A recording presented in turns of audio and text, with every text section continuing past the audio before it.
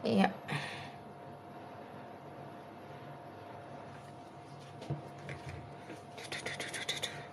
Shalom, selamat malam teman-teman. Suara saya apakah terdengar dengan baik? Saya mau ini dulu cek sound.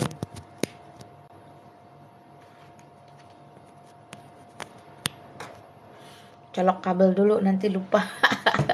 Mati di tengah jalan kita. Shalom Malina, apa kabarnya? Shalom Desir, shalom Malina, shalom semuanya. Shalom, salam sejahtera buat kita semua ya. Salam santun, salam kenal, salam takjim, salam hormat. Assalamualaikum warahmatullahi wabarakatuh.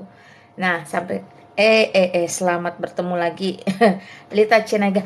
Saya tes ini dulu dong teman-teman, typing ke saya suara saya apakah cukup terdengar bagus atau tidak.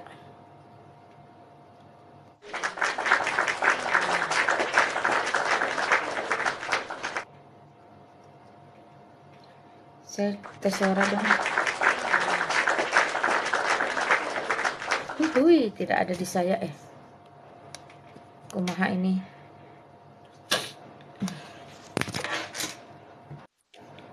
Ibu ini masih susah gampang.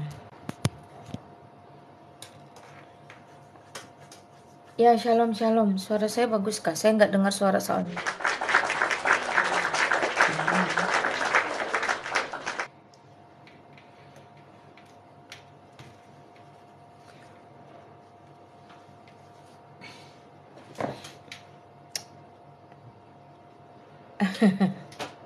Ya, thank you teman-teman. Gimana ya caranya ya?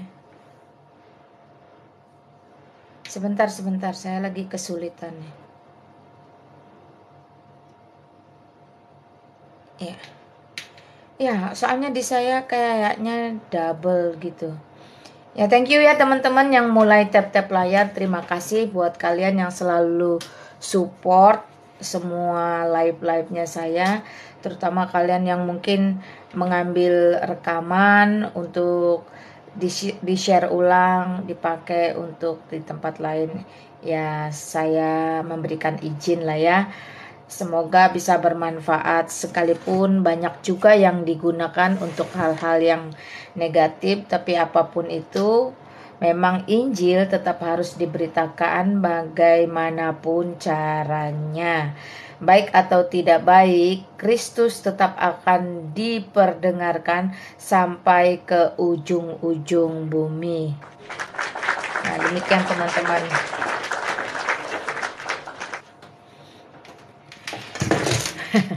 Saya nggak lama-lama kalau ada teman-teman yang mau bertanya, ingin ngobrol. Tapi saya mau memberi satu kesaksian lewat lagu. Teman-teman tolong didukung juga channel YouTube-nya Emak. Silakan disubrek akunnya sama Lina Wijaya Official.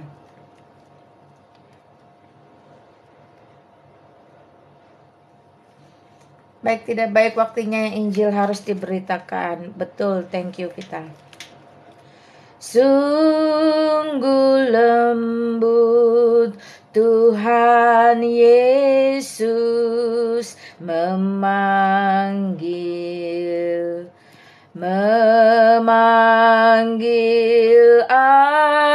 aku dan kau. Lihatlah dia prihatin menunggu aku dan kau. Hai mari datanglah kau yang lelah, mari datanglah.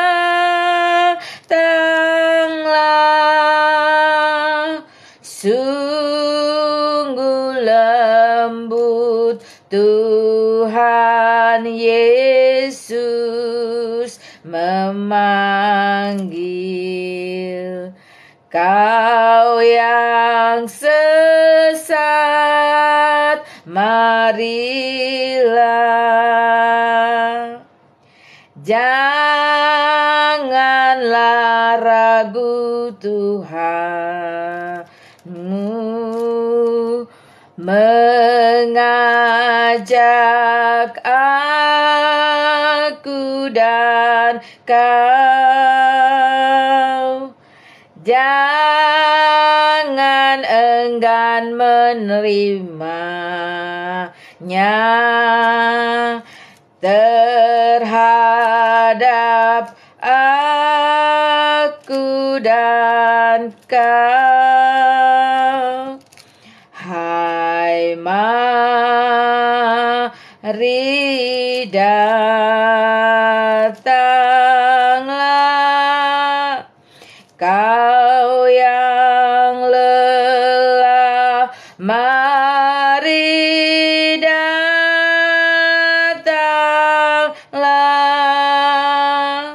Sungguh lembut Tuhan Yesus memanggil kau yang sesat, marilah.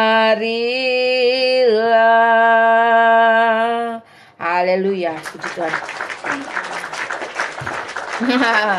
Emang saya bukan penyanyi, teman-teman. Saya sejak awal sudah disclaimer, bukan Ruth Sahanaya, bukan Krisdayanti, hanya Lina Wijaya, seorang emak. Jadi kalau fales harap dimaklumkan ya. Yang penting hati saya itu rindu untuk memuji. Menyampaikan puji-pujian juga merupakan sebuah peperangan, teman-teman. Tidak mudah, tetapi itulah yang tetap harus kita lakukan. Karena melalui puji-pujian pun Injil bisa diberitakan sampai ke pelosok bumi. Haleluya.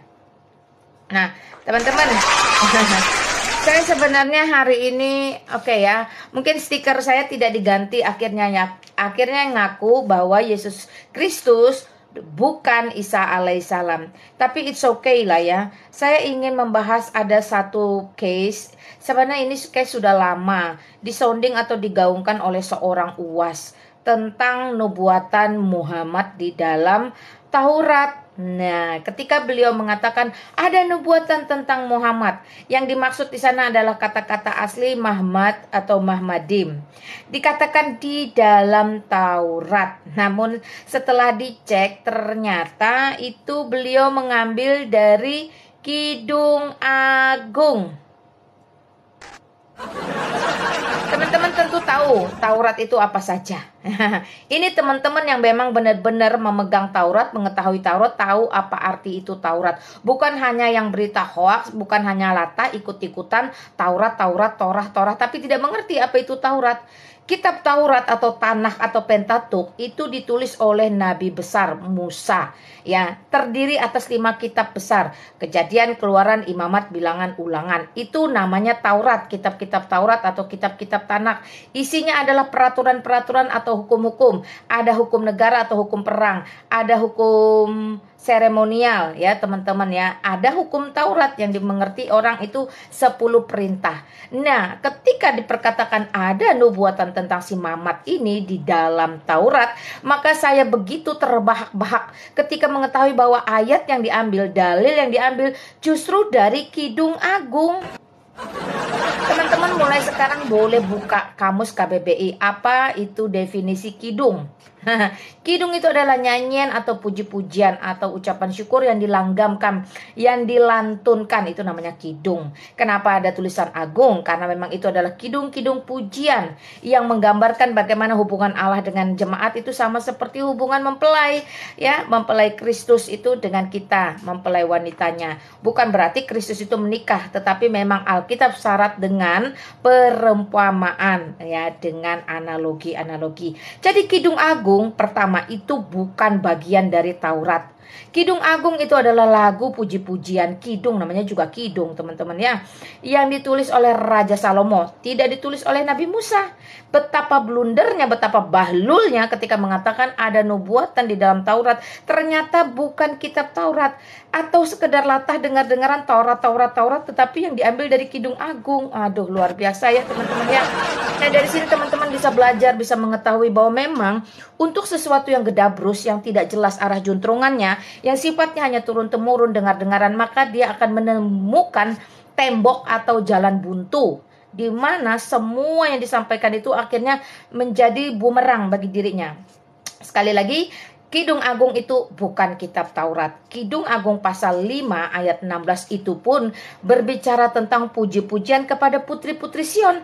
Ya, kalau memang mau digambarkan tentang Salomo, itu adalah puji-pujian Raja Salomo kepada istrinya. Istrinya tuh banyak teman-teman ya, seperti itu. Sekali lagi, kegagalan paham atau ikut-ikutan atau tidak tahu atau latah ini akhirnya membuktikan bahwa memang ada satu cerita narasi itu tanpa histori sehingga tidak memiliki dasar. Ketika kita mengimani atau percaya kepada satu kitab tapi kita tidak pernah mengerti isi kitab tersebut, kita tidak pernah paham bahkan arti dari Taurat itu, maka sejatinya kita itu tidak sedang beriman kepada apapun selain kepada berita-berita hoaks, selain kepada ungkapan-ungkapan kosong. Nah, ini mencerminkan sekali betapa rapuhnya pondasi atau landasan iman seseorang jikalau hanya didasarkan atas cerita yang disampaikan turun-temurun atau ditaklimkan, diduplikasikan. Katanya bin katanya, katanya bin katanya, katanya bin katanya. Nah, demikian teman-teman ya. Untuk kembali kepada kata Mahmad atau Mahmadim itu sendiri, perhatikan ya apa yang saya sampaikan. Itu adalah kata, bukan nama. Jadi kalau memang nubuatan seperti ketika Yesaya bercerita tentang Yesus Kristus, nanti dia akan disebut Raja Damai, Bapa yang kekal, dan seterusnya. Itu juru selamat, Mesias. Itu jelas ya. Itu jelas pribadinya adalah Yesus Kristus. Sangat to the point, tanpa tedeng aling-aling. Itu clear, itu namanya nubuatan. Tetapi itu bukan nama. Yang Mahmad atau Mahmadim itu teman-teman, itu sebuah kata, bukan sebuah nama. Ya, jadi kata-kata Mahmad atau Mahmadim itu banyak teman-teman di dalam Perjanjian Lama. Di dalam Yesaya 64 ayat 11 pun itu menggunakan kata aslinya Mahmad atau Mahmadim, karena itu sifatnya plural. Bahkan di Yehezkiel 24 ayat 16 itu merujuk atau mengarah kepada reruntuhan. Coba teman-teman bayangkan. Jadi sekali lagi, Mahmad atau Mahmadim di situ bukan nama melainkan kata. Nah, kegagalan ini kembali lagi mencerminkan karena rapuhnya, karena bodohnya orang tidak mengerti sejarah atau memang narasinya tidak memiliki sejarah sehingga mereka asal-asalan. Nah, asal-asalan ini akhirnya menjadi bumerang bagi diri sendiri. Betapa apa yang disampaikan itu benar-benar kosong, melompong, tidak ada isinya dan tidak berdasar, dan semuanya itu serba salah total. Bukan gagal total, tapi salah total. Ya, sekali lagi, Kidung Agung itu bukan dari Taurat. Taurat itu hanya Kejadian, Keluaran, Imamat, Bilangan, Ulangan. Stop sampai di situ. Kidung Agung itu berisi puji-pujian, Mazmur atau kidung yang ditulis atau surat-surat yang ditulis oleh Raja Salomo, bukan Nabi Musa. Kenapa ini harus kita sounding, kenapa ini harus kita gaungkan? Supaya kesalahpahaman informasi yang sengaja dibuat-buat ini bisa kita patahkan. Nah, inilah pentingnya berapologet. Kita meluruskan semua tuduhan bahwa memang tidak ada nubuatan lain di dalam Alkitab.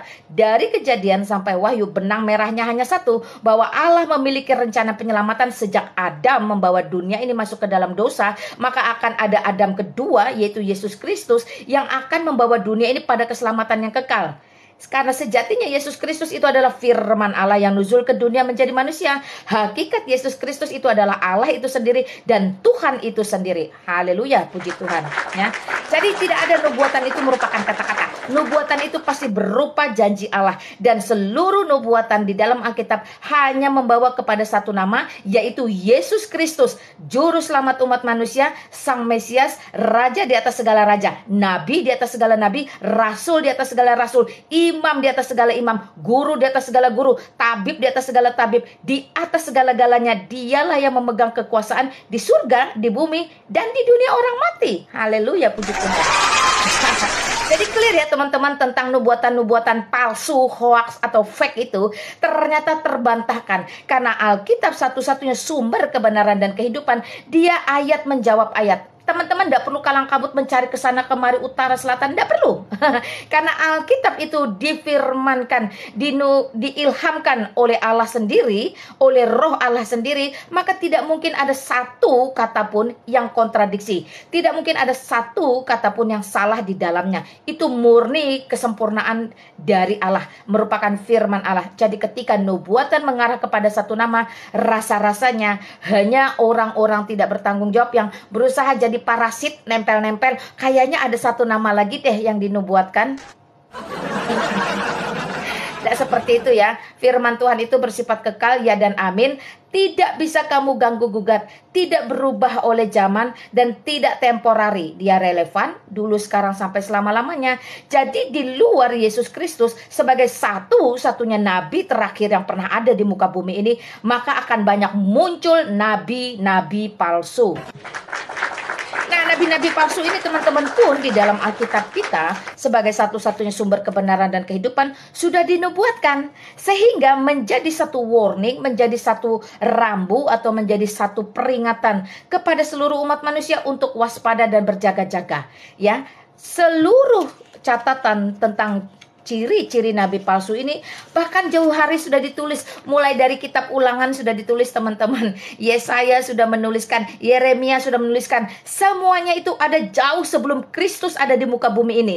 Jadi nubuatan nabi-nabi palsu itu sudah ada jauh sebelum Kristus ada di muka bumi. Sejak zaman Nabi Elia pun nabi-nabi palsu itu bermunculan teman-teman. Jadi kalau hari ini banyak yang mengklaim dirinya nabi, terutama pengajaran palsu atau bidat, itu tidak sesuatu yang baru lagi, bukan sesuatu yang wow. Mereka adalah bagian dari penggenapan nubuatan tentang akhir zaman. Namun kita sudah diberi peringatan, kita sudah diberitahu bahwa kemunculan mereka itu mutlak. Jikalau kemunculan mereka tidak mutlak, maka gugurlah seluruh nubuatan tentang akhir zaman, terutama tentang eskatologi. Tetapi karena Alkitab sekali lagi satu-satunya sumber kebaikan, sumber kebenaran, sumber kehidupan, maka segala apa yang termaktub di dalamnya merupakan nubuatan, itu pasti akan tergenapi. Karena itu hari ini teman-teman, jangan resah hatimu, jangan gelisah hatimu ketika di sekitarmu banyak pengajaran palsu, banyak nabi palsu, banyak bidat-bidat, sebab mereka sekali lagi merupakan bagian dari penggenapan nubuatan akhir zaman. Jadi nggak bisa dimusnahkan dong mak, ya nggak bisa lah. Jadi nggak bisa ditolak dong mak, ya nggak bisa lah. Kalau kita tolak maka gagallah seluruh isi Alkitab. Sedangkan Alkitab menyampaikan ciri-ciri itu untuk kita lebih waspada dan mengerti bahwa satu-satunya sumber pertolongan kekuatan kita tidak bisa tidak hanya ada di dalam Yesus Kristus. Amin teman-teman ya. Wow, kalau begitu apa aja dong mak yang disampaikan di dalam Alkitab tentang nabi-nabi palsu? Wah, itu banyak sekali teman-teman ya, ciri-ciri nabi-nabi palsu itu tuh banyak banget ya. Apakah kita perlu membahasnya lagi? Saya rasa sih itu sudah sering dibahas berulang-ulang ya teman-temannya. Ciri-ciri nabi palsu itu saya kemarin ada menemukan itu sebanyak 14 butir ciri-ciri nabi palsu. Cuman sebentar teman-temannya, saya kemarin catatnya di mana ya? Nah, saya hanya merimain 11 poin saja teman-teman. Silakan teman-teman perhatikan apa yang saya sampaikan ini berdasarkan isi Alkitab saya. Bukan berdasarkan apa yang saya mau dan apa yang saya tidak mau. Tapi memang apa yang disampaikan itulah yang harus kita beritakan. Jikalau teman-teman tidak terima, tidak terimalah kepada firman Tuhan, yaitu Alkitab itu sendiri. Buku kuliah saya di mana ya? Di luar. Teman-teman jangan galau-galau dulu ya, karena ini relate dengan si nubuatan Muhammadim itu yang adalah kata bukan nama. Maka saya sampaikan ciri-ciri nabi palsu yang sudah saya jumpai dari dalam Alkitab saya, baik perjanjian lama maupun perjanjian baru, dari Kejadian sampai Wahyu. Silakan teman-teman remind lagi, diulang lagi ciri-cirinya. Silakan teman-teman tulis, mana tahu dalil-dalil tersebut apa yang disampaikan Lina Wijaya ternyata nggak sesuai. Nah silakan dicek ya teman-teman, supaya kita tidak dikatakan asumsi asumsi semata. Namun kita hanya membacakan ulang apa yang ditulis di dalam Alkitab. Sekali lagi saya tegaskan, Alkitab satu-satunya sumber kebenaran dan kehidupan. Di dalamnya termaktub seluruh kebenaran firman Tuhan yang bersifat relevan dan kekal dulu, sekarang, sampai selama-lamanya. Jadi ketika itu ditulis bahkan ribuan tahun sebelum Kristus ada di muka bumi, sampai hari ini terbukti terjadi setelah ribuan tahun Kristus kembali ke surga, maka itulah menjadi satu kesaksian nyata. Alkitab satu-satunya sumber kebenaran dan kehidupan. Sangat sempurna. Pertama, ciri-ciri nabi palsu itu berasal dari Arab, dicatat di Yeremia pasal 3 ayat 2. Yang kedua, dia disuruh membaca, ternyata dia buta huruf dan hanya bisa menghafal, dicatat di Yesaya pasal 29 ayat 9 sampai 13. Ketiga, dia memberikan ajaran yang tidak masuk akal dan cerita-cerita yang tidak masuk akal. Misalnya, singa bersin keluar kucing. Nah, seperti itu ya. Itu sangat-sangat tidak masuk akal dan itu menentang hukum alam. Itu menentang hukum alam. Sampai kapanpun singa melahirkan singa, kucing melahirkan kucing. Tidak ada itu singa bersin keluar kucing. Ya. Oke, yang ketiga, yang keempat, dia mencuri firman Tuhan. Jadi firman Tuhan itu dicontek, disadur, dijiplak, diadop sebagai plagiator. Namanya nabi palsu, ciri-cirinya adalah mencuri firman Tuhan. Seluruh yang termaktub dari Kejadian sampai Wahyu, mereka mulai comot-comot, dia mulai ambil-ambil. Oh, ini cocok, ini bisa menguntungkan, ini merugikan, ini no.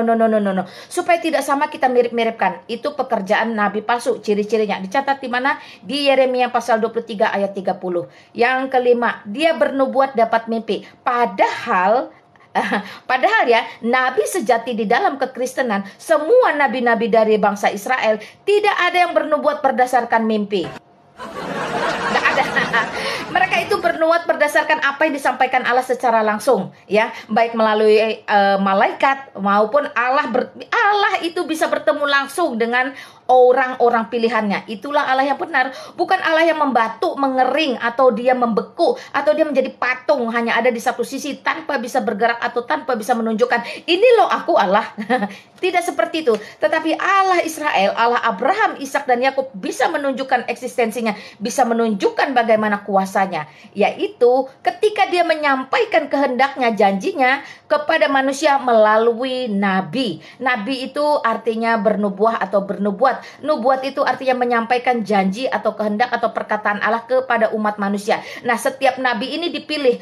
Kategori nabi di dalam kekristenan, pertama dia harus diurapi, ya. Segala yang disampaikannya itu bukan berdasarkan mimpi, karena mimpi bisa jadi hanya bunga tidur. Nah, mimpi itu bisa medias mebino, teman-teman, walah-walam ya, seperti itu. Nah, tetapi nabi sejati tidak bercerita tentang nubuat berdasarkan mimpi. Tidak ada tafsir mimpi, tidak ada istilah-istilah mimpi. Di dalam Alkitab, tokoh-tokoh yang bisa mengerti mimpi itu bisa dihitung dengan jari, enggak semua ya. Karena itu pun dia bukan nabi. Perhatikan. Jadi yang kelima itu dia bernubuat dapat mimpi alias ngaku-ngaku. Dicatat di mana, Mak? Di Yeremia pasal 23 ayat 25, 27 dan 32.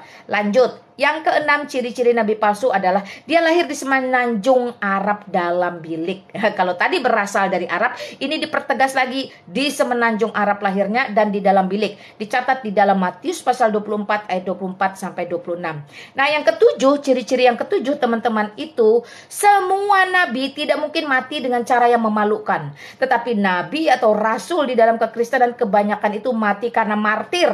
Martir itu artinya dia mati karena memberitakan Injil kebenaran Kristus, ya. Tetapi nabi palsu itu akan mati dengan cara yang memalukan, yaitu apa?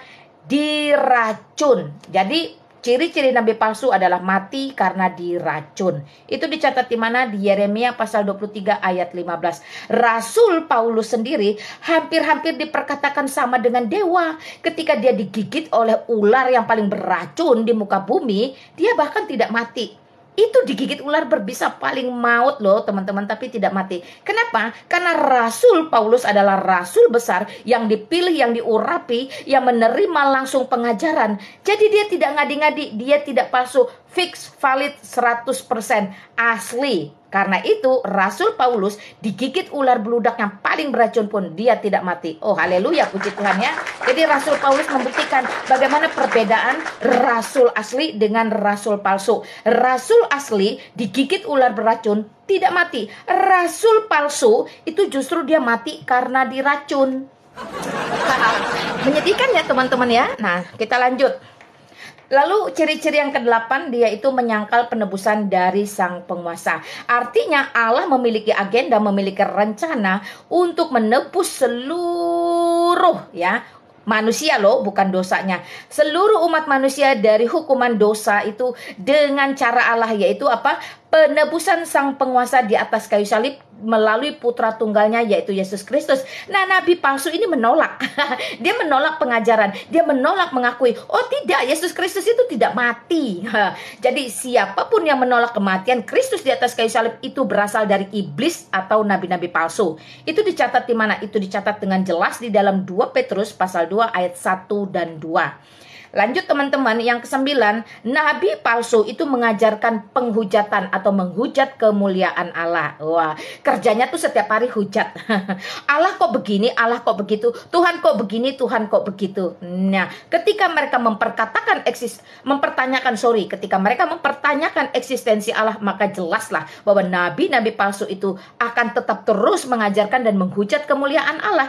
Itu sangat jelas dicatat di dalam 2 Petrus pasal 2 ayat 10 dan 11. Yang ke-10 selanjutnya teman-teman, nabi palsu itu, perhatikan, nabi palsu ya. Kalau nabi berarti laki-laki, kalau nabiah itu perempuan teman-teman. Nah, karena ini ciri-cirinya untuk nabi palsu, maka ini jelas seorang laki-laki.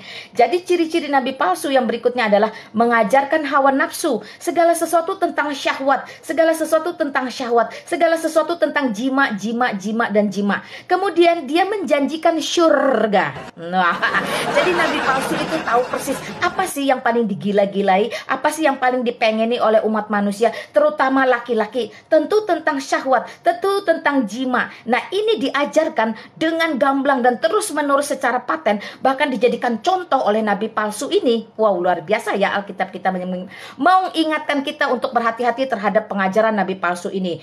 Dia mengajarkan hawa nafsu dan menjanjikan surga, itu dicatat di dalam 2 Petrus pasal 2 ayat 13 sampai 14, 18 dan 19. Puji Tuhan. Nah, teman-teman, nabi palsu ini juga memiliki ciri-ciri disesatkan oleh iblis yang menyamar sebagai malaikat dalam gua yang gelap. Luar biasa ya, Alkitab kita begitu detil. Alkitab tidak pernah mengklaim dirinya aku paling terperinci, aku akan mencatat dengan teliti dan terperinci. Tetapi tanpa mengklaim, Alkitab sudah membuktikan sangat terperinci dan sangat detil ketika dia mencatat secara runut, bahkan dari Ulangan, Yeremia, Yesaya, tentang ciri-ciri nabi palsu. Dia disesatkan oleh iblis yang menyamar sebagai malaikat di dalam gua yang gelap. Wah, semakin kelihatan ya teman-teman. Makanya jangan suka main ke dalam gua yang gelap. Di sana itu tidak ada malaikat terang sungguhan. Yang ada malaikat terang abal-abal alias iblis yang menyamar. Ya teman-teman, perhatikan. Nah, karena malaikat-malaikat gelap ini, malaikat-malaikat palsu ini, iblis ini memang dibuang selama masa tunggu penghakiman itu ke dalam gua-gua yang gelap. Dicatat di dalam 2 Petrus pasal 2 ayat 4 dan 2 Korintus 11 ayat 14. Jadi semakin jelas bahwa nabi palsu ini, jikalau hari ini teman-teman mendengarnya atau bahkan mungkin menemuinya atau bahkan mungkin mengalaminya, perhatikan, Alkitab sekali lagi sebagai satu-satunya sumber kebenaran dan kehidupan sudah menyatakannya bahwa semua itu adalah palsu. Ingat, bapa segala dusta itu adalah iblis. Semua yang palsu itu sumbernya dari iblis. Karena di muka bumi hanya ada dua pihak. Jikalau bukan Kristus, tentulah antikristus. Semua yang berasal dari antikristus sumbernya hanya satu, yaitu iblis. Oke teman-teman ya, nah itu sangat clear bagaimana nubuatan di luar Yesus Kristus tidak ada nabi lain, karena Yesus Kristus nabi terakhir. Setelah Yesus Kristus itu yang muncul hanya nabi-nabi palsu. Semua itu tercantum, termaktub dan sudah disebarkan di dalam firman sejak Kejadian sampai Wahyu. Sekarang tinggal teman-teman itu berpikir, wow, kalau Alkitab sedemikian detailnya, semakin sedemikian rincinya, bukan cuman itu tapi tepat sasaran, artinya terbukti apa yang dinubuatkan benar-benar terjadi. Tidak ada alasan untuk mengeragukan, tidak ada alasan untuk mempertanyakan, tidak ada alasan lagi untuk menghakimi atau memfitnah atau memutarbalik atau memelintir atau menuduh isi Alkitab. Karena Alkitab itu tidak gedebuk jatuh dari langit. Dia tidak sekonyong-konyong yang ada, teman-teman. Dan dia tidak ditulis oleh satu orang yang notabene pasti bisa disangsikan, bisa diragukan karena cuma satu orang. Tetapi Alkitab kita ditulis oleh 40 orang dengan latar belakang strata budaya, bahkan waktu dan zaman yang berbeda. Lalu bagaimana mungkin dengan perbedaan yang sangat signifikan dengan rentang waktu yang lama ini bisa mengarah kepada benang merah yang sama? Ya, bagaimana mungkin? Ya mungkin saja karena semua penulisannya dipimpin langsung oleh Roh Allah, diilhami langsung oleh Roh Kudus. Itu sebab Alkitab kejadian dari Kejadian sampai Wahyu adalah firman Allah yang hidup. Benar-benar menjadi satu pedoman otoritas tertinggi di dalam kehidupan manusia. Tidak ada kitab-kitab lain yang sesempurna, sedetil, seterperinci, dan seterbukti. Karena sejarah pun akhirnya sepadan dengan isi Alkitab. Satu-satunya kitab di muka bumi yang ditulis bukan karena mitos, legenda, dongeng, atau halusinasi, atau fantasi, atau imajinasi manusia, hanyalah Alkitab. Kejadian sampai Wahyu itu mutlak, murni, sudah final dan beres. Firman Tuhan yang Maha Kudus, Allah yang Maha Suci. Puji Tuhan. Semangat ya teman-teman. Saya sudah mengklirkan satu masalah lewat ruangan Lina Wijaya, bahwa memang tidak ada nubuatan tentang nabi lain selain Yesus Kristus. Tidak ada nubuatan tentang penyelamat, tentang juru selamat lain selain Yesus Kristus. Yesus Kristus adalah Allah yang nuzul ke dunia menjadi manusia. Satu-satunya Tuhan, penguasa di atas segala penguasa, raja di atas segala raja. Hari ini ketika kamu dengan keras hati menolak, tidak percaya, tidak mau tahu, tidak mau dengar, it's okay, no problem. Ya, karena ada satu masa firman berkata, seluruh bumi akan berlalu, dunia ini akan berlalu dengan isinya, tetapi firmanku kekal dan tidak akan berubah. Di mana di sana dikatakan semua lidah akan mengaku, semua lutut akan bertekuk menyembah bahwa Yesus Kristus itu adalah Allah, Tuhan dan Juru Selamat. Amin. Thank you teman-teman yang sudah mulai gitu ya.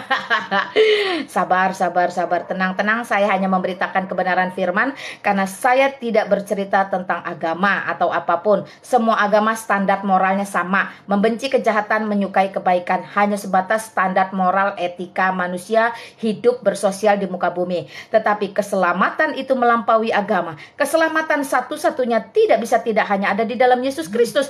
Yohanes 3 ayat 16 jelas berkata, satu firman yang bersifat kekal, penuh kuasa. Karena begitu besar kasih Allah akan dunia ini, sehingga Ia mengaruniakan putranya yang tunggal, supaya setiap orang yang percaya kepadanya tidak akan binasa, melainkan beroleh hidup yang kekal. Amin. Diperkatakan Allah itu begitu mengasihi dunia. Jadi Allah yang baik, Allah yang bertanggung jawab, tidak mungkin menciptakan manusia untuk dibinasakan. Tidak mungkin menciptakan iblis setan untuk mencobai manusia. Tidak mungkin menciptakan neraka hanya untuk tempat manusia dicelup-celupkan lalu ditarik keluar lalu dipindahkan. Tidak. Itu adalah Allah Kedabrus yang membuat skenario sedemikian rupa berdasarkan apa? Berdasarkan imajinasi manusia yang menciptakan Allah tersebut. Allah melampaui segala sesuatu yang bisa kamu imajinasikan. Karena itu Allah ketika memiliki rencana harus nuzul ke dunia pun, Dia tidak butuh permisi kamu. Dia tidak butuh konfirmasi dari manusia. Oke ya teman-teman. Jadi kalau selalu bingung bertanya, Allah kok jadi manusia? Allah kok mau repot-repot? Menurutmu repot, bagi Dia tidak ada yang repot. Orang ciptakan dunia aja Dia nggak merasa kerepotan kok. Allah itu maha kuasa, tidak terbatas. Lah kalau Dia maha kuasa tidak terbatas, jikalau di satu sisi kamu percaya Dia bisa nuzul menjadi kitab dan batu, lalu bagaimana mungkin kamu menolak Allah itu menjadi manusia? Sejatinya pun jikalau Allah ingin nuzul ke dunia, harusnya Dia bukan menjadi batu dan kitab, bukan menjadi benda mati, tetapi menjadi manusia. Sehingga Dia boleh menjadi role model, Dia boleh menjadi teladan, Dia boleh memberitakan pengajaran dari Allah. Apa sih yang Allah kehendaki sesungguhnya? Di samping hanya mengajarkan, Allah yang menuzul ke dunia menjadi manusia, bahkan bisa menjadi model. Bagaimana ketika Dia diludahi, disalahpahami, dicaci, dimaki, dirajam, dizalimi, Dia tidak ada membalas. Itu sebab Kristus dengan tegas berkata, kasihilah Tuhan Allahmu dengan segenap hatimu, dan dengan segenap kekuatanmu, dan dengan segenap akal fikiranmu. Dan kasihilah sesamamu manusia seperti kamu mengasihi dirimu sendiri. Nah, role model ini hanya bisa kita dapat langsung dari Allah itu sendiri ketika dia nusul ke dunia. Jikalau kamu manusia yang berdaging, bersyahwat, yang memiliki natur dosa yang sudah diwariskan oleh Adam, rasa-rasanya mustahil. Itu buktinya sampai hari ini, sampai detik ini, sejarah pun mencatat tidak ada satu tokoh agama manapun yang mau, yang rela memberikan nyawanya bagi orang lain. Hanya Yesus Kristus. Ya, puji Tuhan, haleluya teman-teman. Hanya satu jalan ke surga, tidak ada yang lain, hanya ada di dalam Yesus Kristus. Hanya satu jalan ke surga, hanya di dalam Yesus. Tiada yang lain, tiada yang lain, hanya ada dalam Yesus. Hanya satu jalan ke surga, hanya di dalam Yesus. Haleluya, puji Tuhan.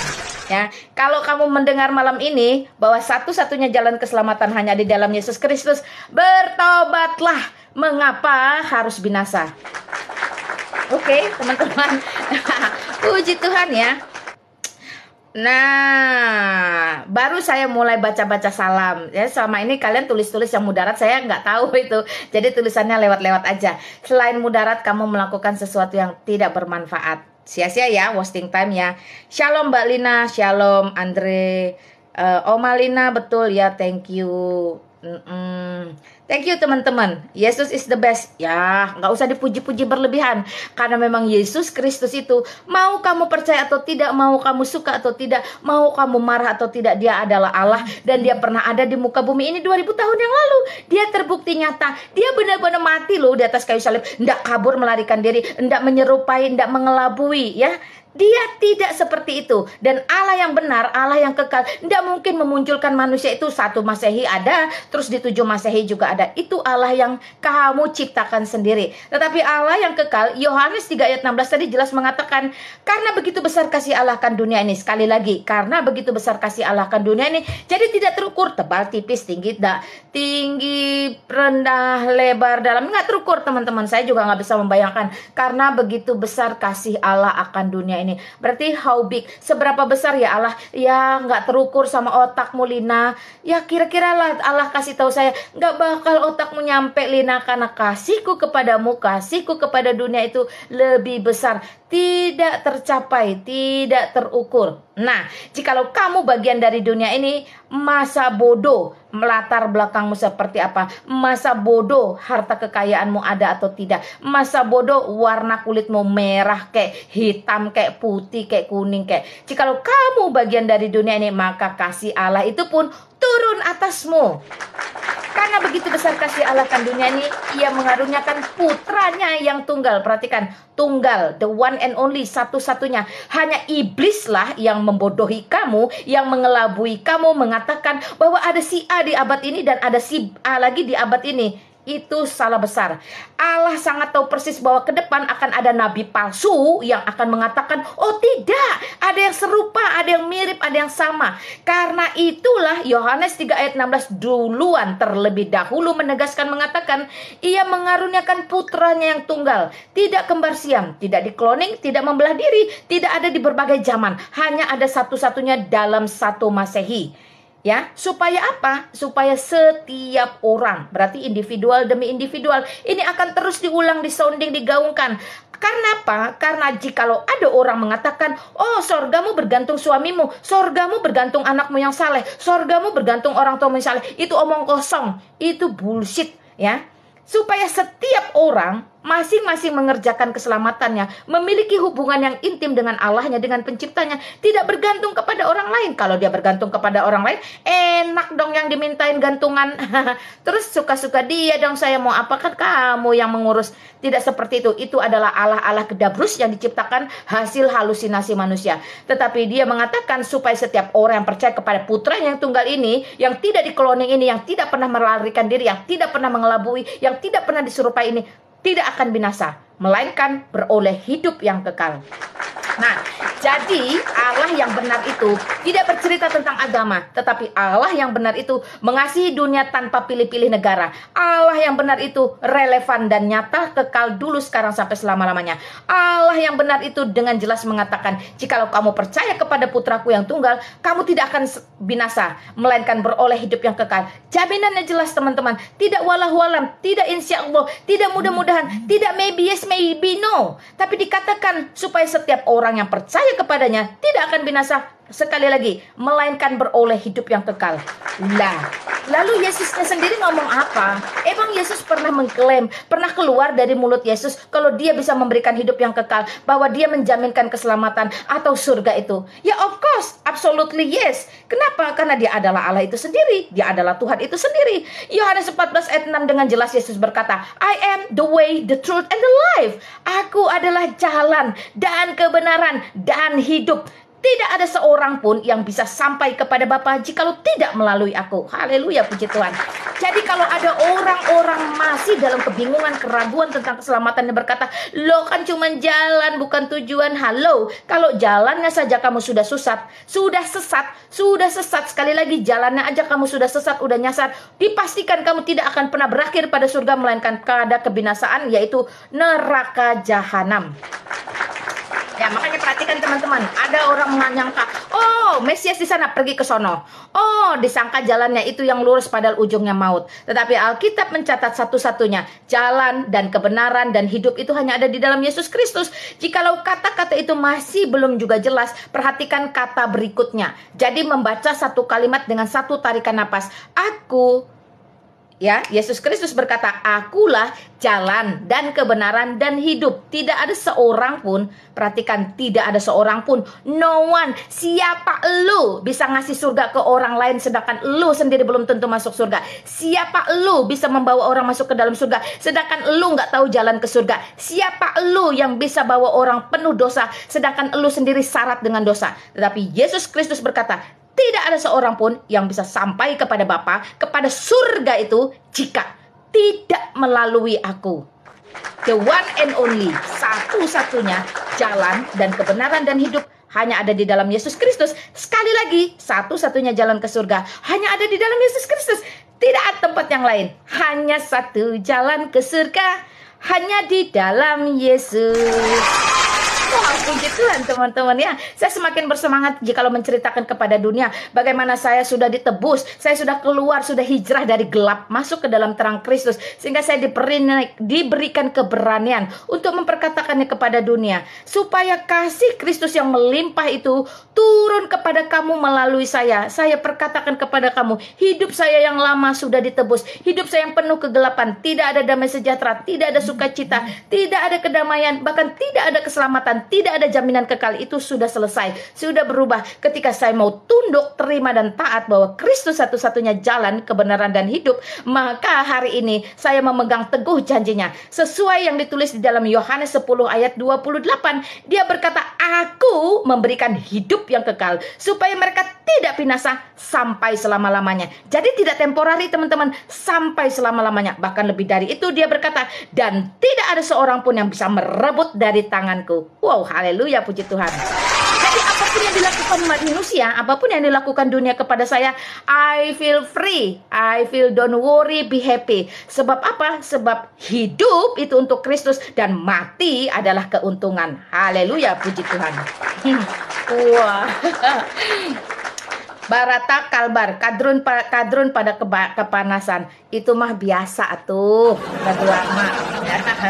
Oke teman-teman ya, luar biasa bukan? Itulah satu kesaksian, satu keberanian, satu pimpinan di mana ketika kita dimerdekakan di dalam Kristus, kita tidak pernah ragu lagi untuk melangkah, kita tidak pernah lagi merasa bergantung kepada orang lain.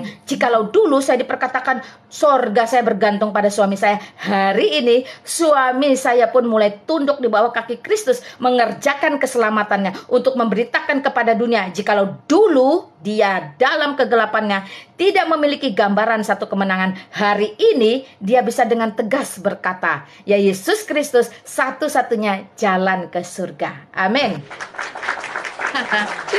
Silakan teman-teman Teman-teman yang mau mulai panas, mau ngobrol sama saya, mau tanya-tanya saya, sok mangga-mangga atuh, mangga. Santai, santai. Saya memberitakan kebenaran firman. Saya tidak dipanggil untuk berdiskusi, saya tidak dipanggil untuk berdebat, saya hanya dipanggil untuk memberitakan bahwa ketika dulu hidup saya di dalam kegelapan, itu sekarang sudah dimenangkan. Saya harus bayar hutang Injil kepada dunia. Saya harus beritakan ketika keluarga saya sudah dimenangkan, maka tidak berarti saya harus duduk berpangku tangan, karena amanat agung itu jelas pergi. Jadikan seluruh bangsa muridku, baptislah mereka di dalam nama Allah Bapa, Putra, dan Roh Kudus. Wow, luar biasa ya. Itu merupakan satu jaminan, satu pegangan, menjadi hak dan kewajiban untuk saya tidak berpangku tangan, tidur dalam lelap, berleha-leha, menikmati hidup, sehingga lupa ada tetangga saya, ada teman saya, ada saudara saya, ada sahabat saya, ada orang di pelosok-pelosok negeri yang belum mendengar, yang masih belum pasti. Bahkan hari ini mereka mengalami kebingungan, ketakutan. Nanti kalau mati bagaimana? Nanti kalau selesai ini bagaimana? Halo, satu-satunya solusi, jalan keselamatan hanya ada di dalam Yesus Kristus, tidak ada di tempat yang lain. Amin.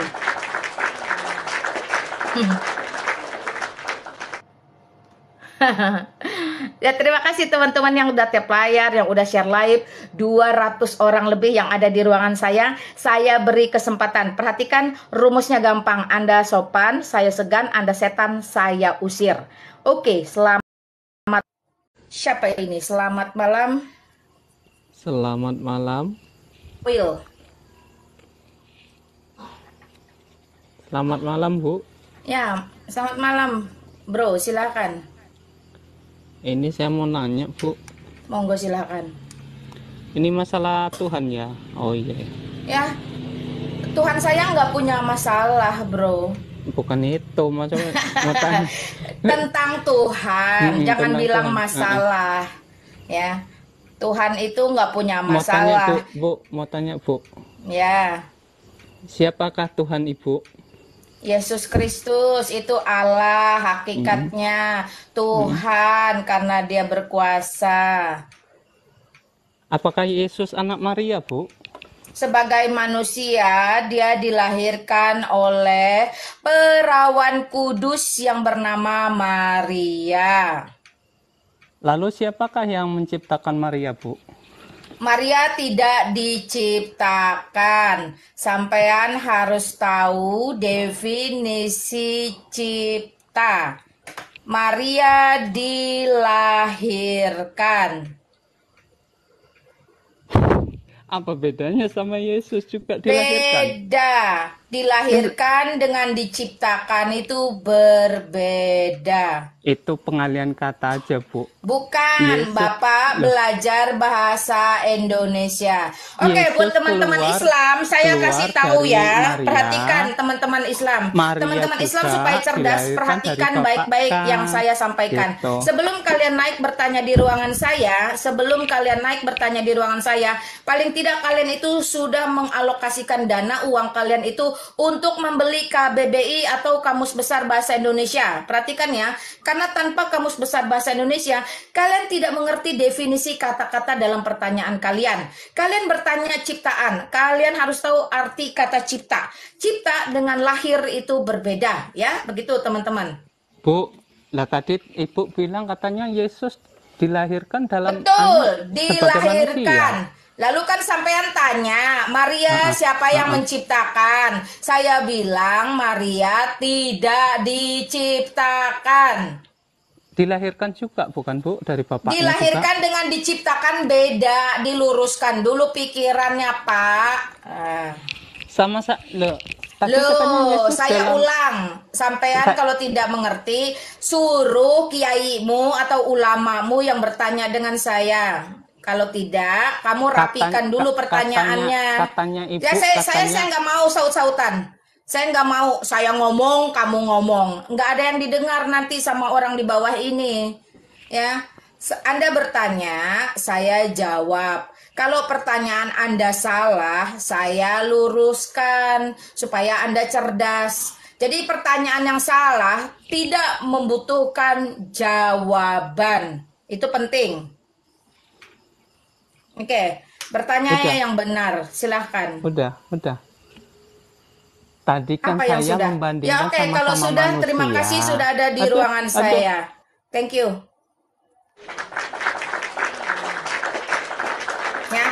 Teman-teman, kalau bertanya harus ngerti definisinya. Tadi kan bertanya, siapa yang melahirkan Yesus? Saya jawab Maria, wanita kudus, wanita saleh, perawan kudus di zamannya. Lalu siapa yang menciptakan Maria? Saya jawab, Maria tidak diciptakan, tapi dilahirkan. Jadi pertanyaannya sudah saya luruskan. Harusnya Anda maju. Pertanyaan apa lagi? Jangan stagnan. Saya itu bukan hanya menjawab, tapi membuat kalian itu cerdas. Karena dulu ketika saya di akidah lama, saya pun sangat bahlul, teman-teman. Bahlul sekali. Banyak definisi kata yang saya nggak ngerti, ya. Dan itu berbeda ternyata. Jadi kata-kata cipta itu dari tidak ada menjadi ada itu namanya cipta. Satu-satunya manusia yang diciptakan itu hanya Adam, ya. Adam itu dari tidak ada menjadi ada itu namanya cipta. Tetapi seluruh yang sesudah Adam itu tidak diciptakan lagi, teman-teman, tapi dilahirkan. Kenapa? Karena Allah, ya, Allah yang benar nih, bukan Allah gedabrus, ciptaan nabi palsu. Perhatikan, Allah yang benar ketika dia berfirman di dalam kitab Kejadian mengatakan kepada Adam dan Hawa, manusia yang diciptakan dia dari yang tidak ada menjadi ada. Dia berkata, beranak pinaklah, penuhi bumi. Dari situ firman Allah itu bersifat kekal. Kata-kata Allah itu bersifat kekal. Jadi Allah gedabrus saja yang setiap hari menciptakan, setiap hari bikin cicak, setiap hari bikin kupu-kupu. Itu Allah gedabrus, itu Allah buatan nabi palsu. Allah yang benar ketika dia berkata kepada Adam dan Hawa, beranak cuculah penuhi bumi. Secara automatically organ-organ reproduksi manusia akan bekerja dengan sendiri. Kenapa? Karena Allah ketika mengeluarkan firman itu memiliki kuasa yang bersifat kekal. Jadi Allah gedabrus setiap hari akan bolak-balik menciptakan. Tetapi Allah yang benar penciptaannya sekali kekal untuk selamanya. Penciptaan seluruh manusia dan seluruh muka bumi ini ada hari pertama, 2, 3, 4, 5, dan 6 selesai. Allah tidak menciptakan lagi. Allah tidak bodoh-bodoh. Ada tombol on off untuk matahari, ada tombol apa lagi itulah play on off ya untuk semua manusia. Tidak ada seperti itu adalah ciptaan nabi palsu. Ya, jadi kalau kamu tanya ciptaan itu apa? Cipta itu adalah sesuatu yang tidak ada menjadi ada. Lalu setelah Adam dan Hawa itu manusia tidak diciptakan lagi tapi dilahirkan. Kenapa disebut dilahirkan? Karena sudah ada cikal bakalnya yaitu Adam dan Hawa. Makanya disebut keturunan Adam dan Hawa. Kamu tadi bertanya, ya sudah selesai sampai di situ. Oke, silahkan. Kalau sudah selesai sampai di situ, pertanyaan yang salah tidak membutuhkan jawaban. Lebih baik pertanyaannya diluruskan dulu, dibereskan dulu, dirapikan dulu. Saya melatih kalian itu untuk lebih cerdas, lebih pintar dalam bertanya. Jadi jangan asal gedabrus, asal tanya. Apalagi kalau pertanyaan itu sifatnya titipan, latah, atau ikut-ikutan. Jangan, gak bakal mempan di ruangan saya. Karena bisa terdeteksi dengan cepat. Sebab saya sendiri adalah mantan muslim ya, teman-teman ya. Perhatikan. Pertanyaan saja yang baik. Kalau tidak mengerti cara bertanya, tulis-tulis dulu lah, nanti tinggal baca ya. Oke, silakan. Anda sopan, ya saya segan. Anda setan, saya usir. Oke, selamat malam. Selamat malam. Saya mau tanya nih. Silakan bro. Kitab asli Bible itu bahasa apa ya? Kitab asli Bible. Bible itu apa yang kamu maksud? Alkitab?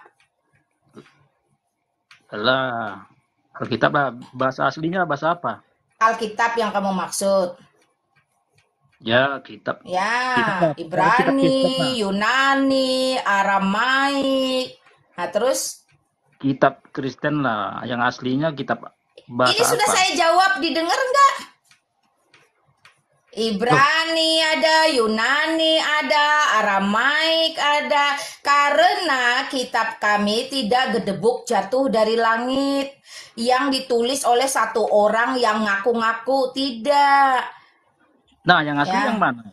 Yunani atau Ibrani? Semuanya asli, bro. Kenapa? Anda harus tahu, inilah, perhatikan ya, kalau dijawab jangan ngomong sendiri supaya mendengarkan. Biar bercampur lah namanya Ibrani. Ya, kamu mau bertanya atau mau apa?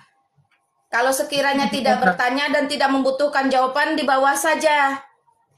Kalau Ibrani kan tahu. Anda bertanya, membutuhkan jawaban atau apa? Nah, oke lah kalau begitu. Sekarang saya tanya dulu. Ah, Nah, tadi Anda bertanya, saya jawab, Anda ngomong sendiri. Sekarang mau tanya lagi. ya, Jadi bisa. Anda sebenarnya mau apa? Mau nanya tentang nama Tuhan di Yunani apa dia? Anda ini bertanya satu, dijawab ngomong sendiri. Belum selesai, tanya lagi. Tujuan Jadi, bertanya mau apa? Itu dulu. Kalau tidak ada tujuan untuk bertanya, mending Anda tunggu di bawah saja. ya bertanya ya mau tahu lah. Lah, kalau gitu dijawab, dengarkan, jangan ngomong sendiri. Ya? Hmm. Oke. Alkitab itu tidak gedebuk jatuh dari langit. Tidak ditulis oleh satu orang yang ngaku-ngaku dapat perintah dari Allah. Tidak. Alkitab dari Kejadian sampai Wahyu itu ditulis oleh 40 orang lebih dari berbagai latar belakang, strata pendidikan, budaya, tradisi, dan rentang waktu yang berbeda. Ditulis tadi dalam 3 bahasa, saya bilang. Kemudian itu semua dikumpulkan, dikanonisasi, ya. Dan penulisan-penulisan mereka itu dipimpin, diilhami oleh Roh Allah langsung. Sehingga apa yang ditulis oleh orang yang berbeda-beda ini tidak memiliki pertentangan satu dengan yang lain. Namun benang merahnya hanya satu, tentang dunia ini yang diciptakan semula, diberikan kekuasaannya kepada si Adam, namun Adam tidak taat, membuat dunia dikutuk karena dosanya, dan Allah yang mengasihi dunia ini tetap ingin manusia dipulihkan, sehingga dia memiliki rencana kudusnya untuk menyelamatkan sendiri, mengutus firman-Nya untuk nuzul ke dunia menjadi manusia, yaitu Yesus Kristus. Itu isi Alkitab kami dari Kejadian sampai Wahyu. Jadi tidak menjadi persoalan dengan bahasa. Bahkan hari ini Alkitab pun diterjemahkan dalam berbagai bahasa. Supaya apa? Supaya keselamatan itu bisa dipahami dan bisa diterima oleh seluruh umat manusia dari berbagai suku-suku bangsa. Nah, itu dia, bro. Silakan. Jadi kitab suci ini tidak diketahui lah nabinya. Siapa bilang kamu ini bertanya atau mau Ya apa? iya, ya Nabinya bertanya. jelas. Taurat ditulis oleh Musa. Nabi itu Sekarang apa kan yang ya, tidak diketahui jelas? Kalau sekiranya kamu tidak bisa bertanya, lebih baik kamu tunggu di bawah, panggil ulamamu, kiaimu yang bertanya. Kamu tulis pertanyaan dengan baik. loh Oke? betul kan tuh. Tidak ada yang betul. Semua yang keluar dari orang yang tidak percaya kepada Yesus Kristus pasti penyesatan. Karena itu, Anda itu cuma punya hak bertanya. Ruangan saya ini bukan ruangan untuk mendengarkan penyesatan-penyesatan yang disampaikan oleh orang-orang di luar kekristenan. Orang yang tidak percaya kepada Yesus Kristus tidak memiliki pimpinan Roh Kudus. Maka itu apa yang disampaikannya pasti akan menyesatkan. Karena itu saya tidak izinkan kamu bernarasi selain kamu bertanya saja. Oke ya. Kalau kamu bertanya saja, saya ladeni. Mau 100 pertanyaan pun oke. Nggak ngerti, ajak kiaimu, ulamamu untuk bertanya dengan saya. Kebetulan saya mantan Islam. Tapi kalau kamu mulai membangun narasi yang sifatnya sesat bagi dirimu sendiri dan bagi orang banyak, saya tidak izinkan 350 orang di ruangan saya mendengarkan penyesatan. Nggak perlu, ya. Lebih cerdas lah. Saya akan melatih kamu untuk lebih cerdas dan lebih disiplin dalam bertanya supaya memiliki kesantunan, keadapan ketika bertamu dalam ruangan-ruangan Kristen. Ruangan-ruangan Kristen itu bukan ruangan-ruangan untuk gedabrus seperti itu. Ruangan-ruangan saya terutama itu adalah ruangan yang terhormat dan bermartabat di mana Injil sebagai firman yang kudus hanya diberikan kepada orang yang mau menerima, bukan orang-orang yang mau menolak. Kalau kamu sudah menolak, ya sudah, kamu melipir saja, pindah ke ruangan lain. Ngapain kamu berpura-pura bertanya tetapi hanya memberi kesempatan kesempatan untuk menceritakan sesuatu yang lebih sesat. Mohon maaf lahir batin, bukan di sini tempatnya. Ya, jadi inilah bentuk kasih saya supaya kemudaratan yang kamu lakukan itu tidak berlarut-larut. Jangan jadikan ruangan Lina Wijaya sebagai ladang dosa jariahmu. Ya, saya itu sangat mengasihi kalian yang tidak paham, tidak mengerti, bahkan sengaja menghina atau menolak. Saya akan menghentikan semua perbuatan mudarat kalian secepat mungkin supaya kalian tidak banyak utangnya kepada Yesus Kristus sebagai Tuhan, Juru Selamat, dan penguasa. Ya, teman-teman, itu bentuk kasih saya. Silakan kalau mau ada yang bertanya lagi.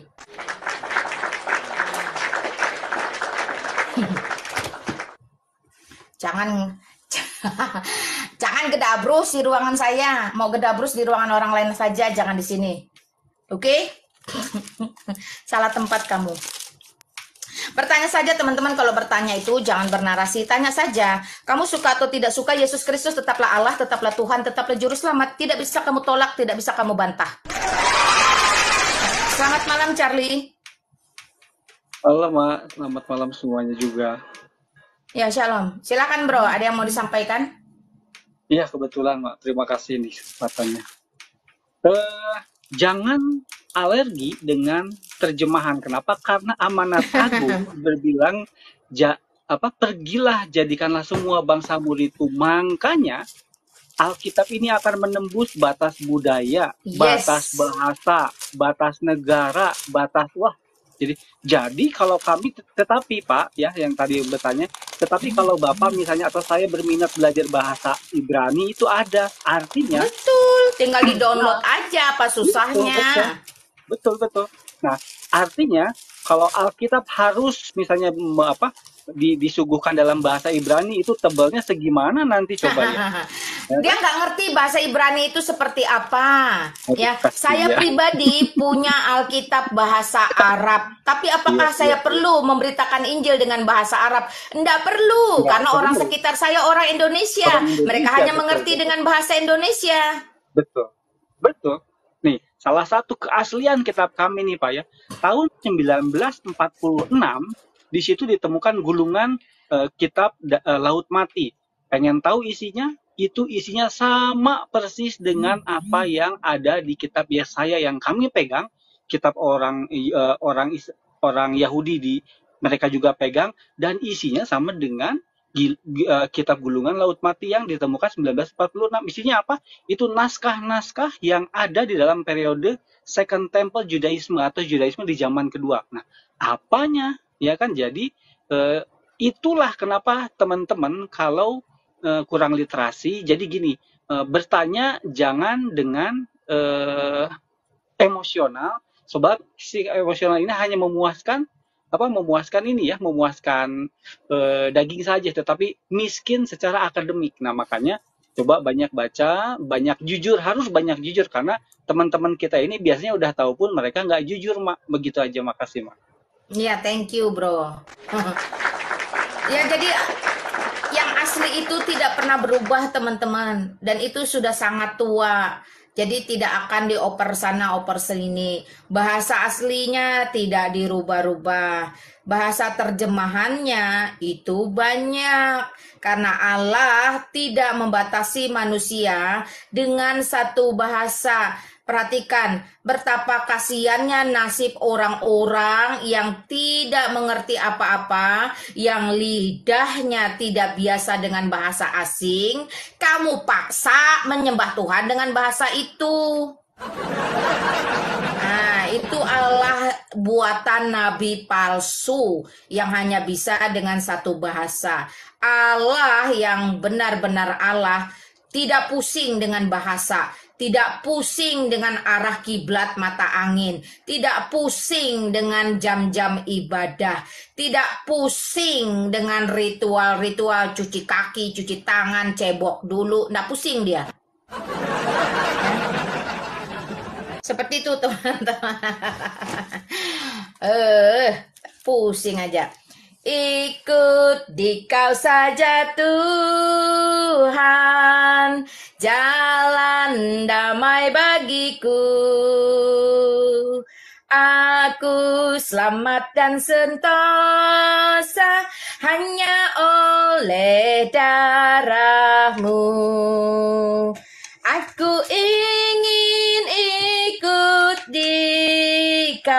dan mengabdi padamu.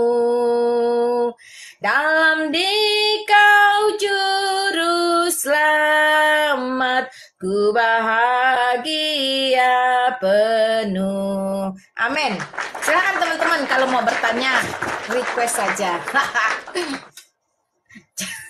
Tadi udah diceritakan tentang nabi-nabi palsu. Tadi udah disampaikan bagaimana tidak ada nubuatan tentang nabi lain selain Yesus Kristus. Jangan kekeh, bertanya saja ya. Kamu bertanya, kami menjawab. Anda sopan, kami segan. Anda setan, kami usir. Demikian teman-teman. Ya, selamat malam.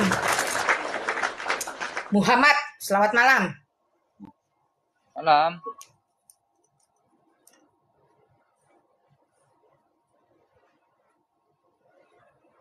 Ya, silakan Muhammad, selamat malam.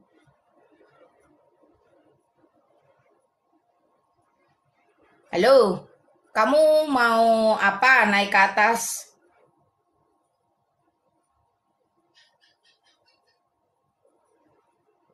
Muhammad, kamu mau ngomong apa enggak? Kalau enggak, saya turunkan. Kamu, nah, kabur sendiri dia teman-teman.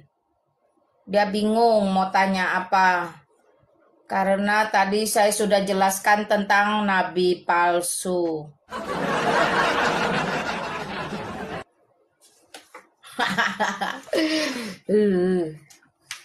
Ya silahkan. Nah teman-teman di bawah ini, setan pasti kabur ya. Jadi kitab suci.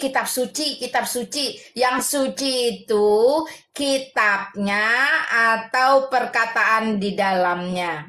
Orang Kristen itu ya, kitab itu dibuat oleh pabrik teman-teman.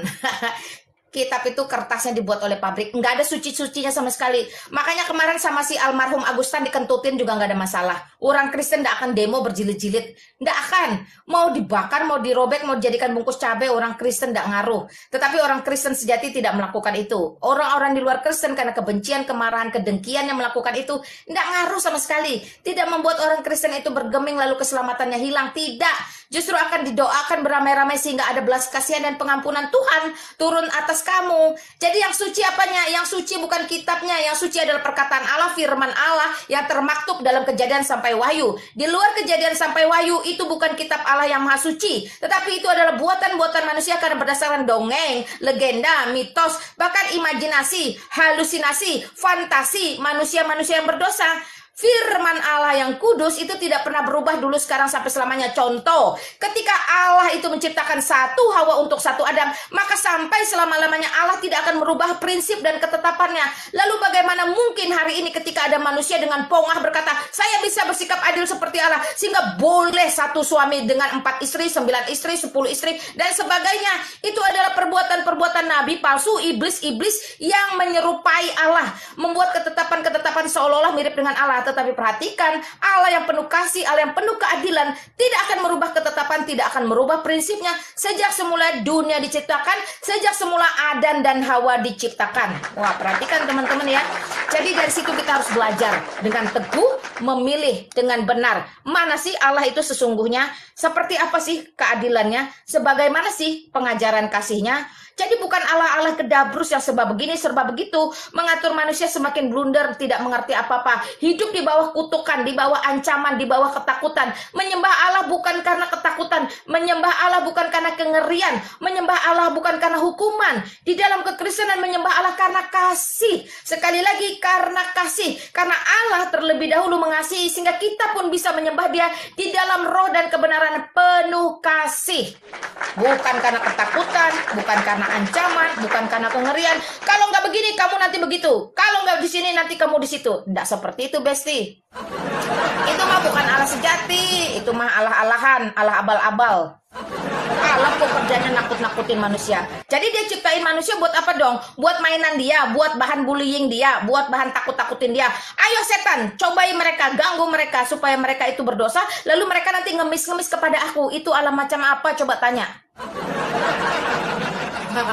Puji Tuhan, haleluya. Kalau teman-teman sudah memahami Allah seperti apa sekarang yang sedang kamu sembah, yang sedang kamu miliki, yang sedang kamu yakini. Allah yang menakut-nakuti kamu kah? Allah yang penuh kengerian kah? Allah yang mengancam kah? Allah yang membuatkan sengaja kejahatan, membuat kamu memiliki satu kesempatan untuk menyembah dia hanya karena ketakutan kah? Atau Allah yang bagaimana? Apakah Allah yang mau berkorban? Apakah Allah yang bertanggung jawab? Apakah Allah yang mengasihi kamu? Apakah Allah yang begitu sedih ketika melihat Adam itu memberontak sehingga natur dosa diwariskan kepadamu dan keturunanmu? Apakah Allah yang bertanggung jawab ketika dia menciptakan manusia bukan untuk binasa? Karena itu dia tetap mengasihi kekal sampai-sampai dia harus ya saking seriusnya kebinasaan atau neraka, sampai-sampai Allah yang kekal yang benar itu harus nuzul ke dunia menjadi manusia, merasakan dicibir, merasakan diludahi, merasakan dipitnah, merasakan dizolimi, merasakan dirajam, merasakan dikerjai, merasakan dihakimi, sampai-sampai harus seperti itu. Dia menutup mulutnya ya untuk membuktikan kepada dunia, aku Allah bisa tanggung semua itu. Kalau kamu yang tanggung, rasa-rasanya mustahil. Haleluya, puji Tuhan. Nah, itu Allah yang benar, teman-teman. Dia bisa membuktikan tanggung jawabnya kepada isi dunia, terutama kepada manusia yang diciptakan bukan untuk dibinasakan. Amin. Silakan teman-teman kalau mau bertanya. Tanya saja tentang Allah kami, Allah yang benar, Allah yang hidup, Allah Abraham, Ishak dan Yakub. Allah yang tidak pernah berubah dulu sampai sekarang, sampai selama-lamanya. Allah yang tidak menciptakan dunia untuk menjadi binasa. Allah yang mengasihi manusia dengan caranya yang luar biasa. Wow, puji Tuhan, haleluya. Silakan teman-teman. Jadi jangan yang aneh-aneh, jangan tanya Allah-Allah palsu di sini, nggak laku. Jangan tanya dan jangan cerita.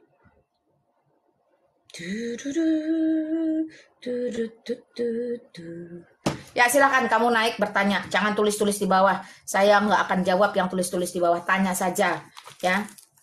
Kalau Anda sopan bertanya tuh ada Charlie, biar Charlie yang jawab. Saya nggak jawab nggak apa-apa. Saya kasih kalian puji-pujian saja. Walaupun suara saya tidak sebagus Krisdayanti, tapi hati saya memuji Allah.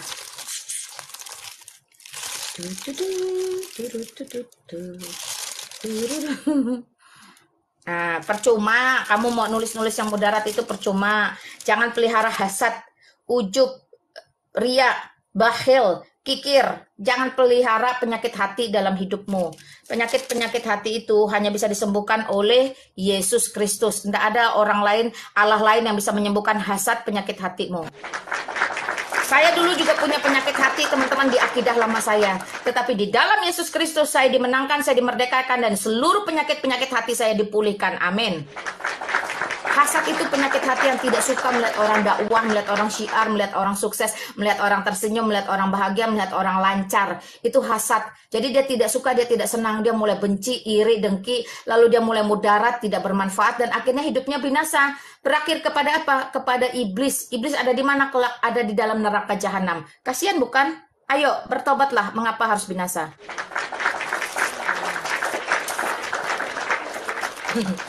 Iya.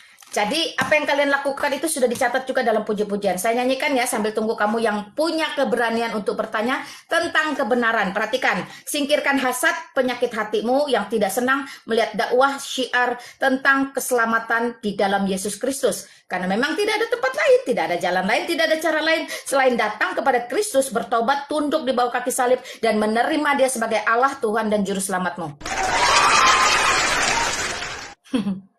Puji Tuhan ya teman-teman ya. Ya, selamat malam. Silahkan bro.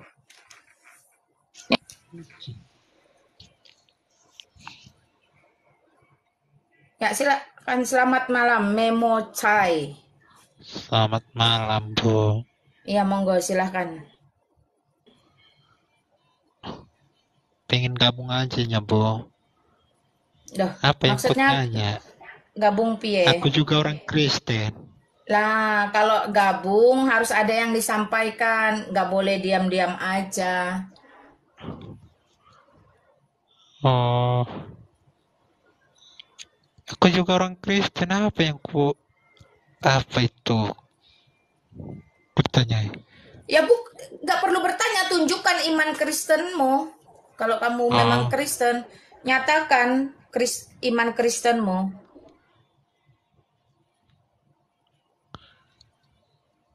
Iya.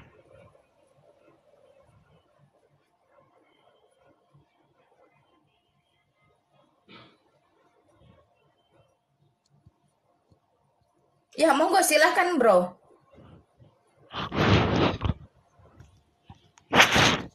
Bentar ya, Bu.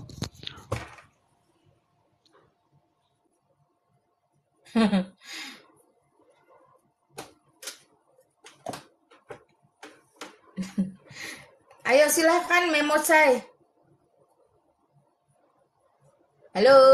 Halo. Ya silahkan, apa yang mau kamu sampaikan? Tentang gimananya itu, Bu? Tentang Yesus atau gimana?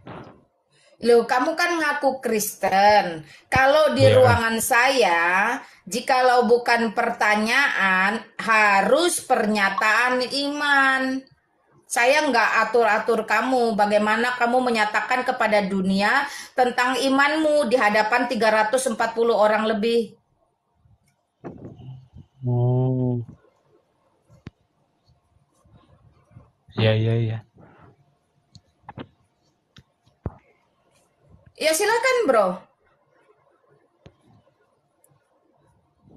Oke.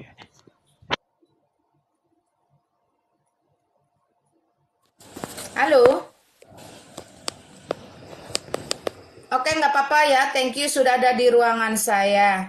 Silakan kamu mendengar di bawah saja. Selamat malam Panji, silakan. Ya, selamat malam. Ya, monggo silakan bro. Ya, apakah akhirnya ngaku Yesus not Isa? Oh gitu ya. Ya dong. Hmm. Ya toh, kan sudah diumumkan resmi juga. Iya, tapi Ya kalau udah dari pemerintah aja sudah oke, akhirnya ngaku nomor tapi. ya sebenarnya gini ya. Nggak ada yang benar lagi. Yang benar memang Yesus Kristus, bukan Isa alaihissalam. Yesus Kristus adalah Allah. Isa alaihissalam cuman manusia tok sebatas nabi. Clear sampai di situ. Silakan. Yesus Kristus itu Tuhan, bukan Tuhan dan Allah. Allah dia. Hakikatnya Bukan adalah dia Allah. Allah. Silakan Iya. Anda bertanya saja. Apakah ada pertanyaan? Pertanyaannya, mengapa banyaknya ajaran yang mengaku bahwa Yesus adalah Allah, padahal dikatakan Yesus adalah Tuhan, bukan Allah. Yesus adalah Allah sebagai hakikat dan Tuhan sebagai penguasa. Allah dan Tuhan di dalam kekristenan tidak sama dengan Allah dan Tuhan di dalam Islam. Silakan Anda bertanya. Iya, mengapa dikatakan dalam 1 Korintus 8 ayat 6 itu disangkal oleh para Anda manusia? baca, jangan Anda bernarasi. Iya, saya baca ya. Ya, Namun jangan hanya bernarasi. bagi kita hanya ada satu Allah, yaitu daripadanya segala sesuatu, dan untuk Dia kita hidup, dan hanya satu Tuhan saja, yaitu Yesus Kristus, dan oleh karena Dia kita dihidupkan. Oke, pertanyaanmu. Oke, pertanyaanmu apa dari ayat itu? Pertanyaannya tadi, mengapa disebut seperti itu? Oke, silahkan Charlie. Apakah Yesus Kristus itu Allah? Nah, saya bikin aja pertanyaanmu biar lebih bagus. Betul begitu? Iya. Nah, jadi kalau jadi orang Islam yang cerdas bertanya ya, tajamkan presisi yang mau dibidik apa. Apakah Yesus Kristus itu Allah? Sedangkan tertulis di situ yang saya baca cuma Tuhan. Nah, gitu dong. Saya Cerdas Kristen dikit. sejati. Silahkan Charlie. Saya Kristen sejati. Ya, mau kamu Kristen sejati atau enggak, pertanyaanmu harus pinter, harus jelas. Yang mau kamu bidik itu apa? Jadi jangan blunder. Oke, silahkan. Iya, siapa yang menyuruh manusia mengatakan Yesus adalah Allah? Saya ini Aduh, Kristen sejati. kamu ini Kristen banyak abal-abal. yang Kamu mengaku bertanya Yesus aja, jangan membangun narasi. Saya nggak suka penipu di ruangan saya. Ya, janganlah ngaku Kristen tapi nipu. Terus pertanyaannya berbanding terbalik dengan orang Kristen yang paling sederhana. Orang Kristen yang di kampung pun paling sederhana, tidak sekolah teologi ya. Dia tahu Yesus Kristus itu adalah Tuhan, adalah Allahnya. Jadi bagaimana mungkin kamu masih bingung menanyakan itu? Tolong teman-teman, tidak perlu harus jadi penipu hanya untuk masuk ke ruangan Linda Wijaya untuk bertanya. Tidak perlu seperti itu ya. Kasihan kamu. Yesus Kristus itu hakikatnya adalah Allah. Dia jangan-jangan nggak ngerti ya, karena dia bukan Kristen sih, dasar juga. Aduh, selamat malam Theo. Ya, selamat malam Bu Lina. Ya, silakan bro. Ini Bu, aku mau tanya, ini perkara ini Ibu tadi panjang cerita tentang dosa Bu. Bang Theo Bukan, ini Islam, Kristen, tadi Hindu, Buddha, ateis, agnostik atau apa? Katolik Bu, Katolik Bu. Loh, Katolik tanya tentang dosa. Iyalah Bu, ini kan ya artinya tidak sedalam iman Ibu lah, iman kami. Ini kan kami ini awam biasa. Boleh kan Bu? Ya asal Anda benar-benar Katolik. Dalam Katolik itu ada berapa sakramen ya? Ada 7 Bu. Coba apa sih jenis pertanyaanmu? Katolik masih tanya tentang dosa. Iya Bu, karena bagaimanapun ini kami mau masih kurang ini Bu, ini tentang dosa. Ini Allah menciptakan kita dulu, bukan manusia ini diciptakan oleh Allah. Namun kenapa sih harus bisa jatuh dalam dosa berulang-ulang Bu? Jadi ini bagaimana posisi kita ini atau kami ini selanjutnya yang sadar bahwa kami telah banyak berbuat dosa. Jadi Ini apakah memang ini ada pengampunan ke kami di kemudian? sampai Anik Katolik Ya, cap Bu. apa? Maksudnya cap apa, Coba Bu? coba Theo tanyanya yang benar. Coba jangan bikin malu orang Katolik atau jangan ngaku-ngaku Katolik. Tanya Iya. yang benar, Iya, benar Bu. gimana tanyanya?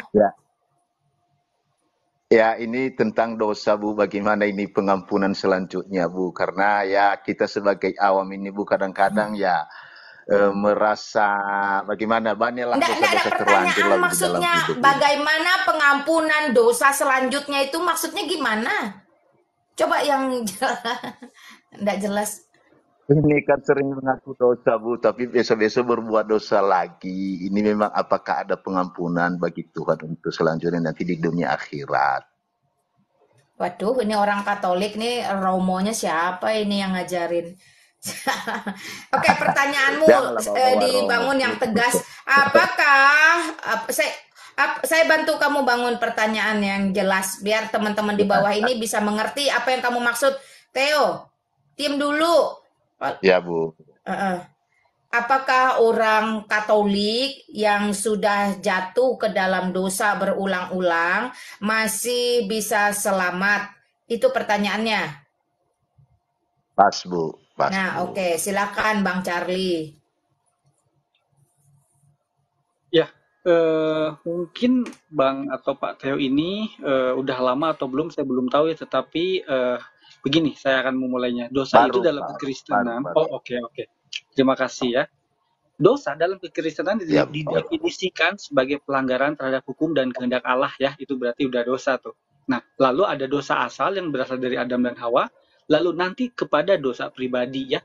Kristen juga mengakui bahwa dosa pribadi adalah yang dilakukan oleh individu dalam kehidupan sehari-hari. Nah, ini adalah tindakan-tindakan yang melanggar ajaran Allah dan menghasilkan pemisahan antara manusia dan Allah. Nah, akibat dosa kita tahu ya, upah dosa adalah maut di dalam Roma 6 ayat 23, dan konsekuensi dosa adalah kita akan mengalami kematian rohani.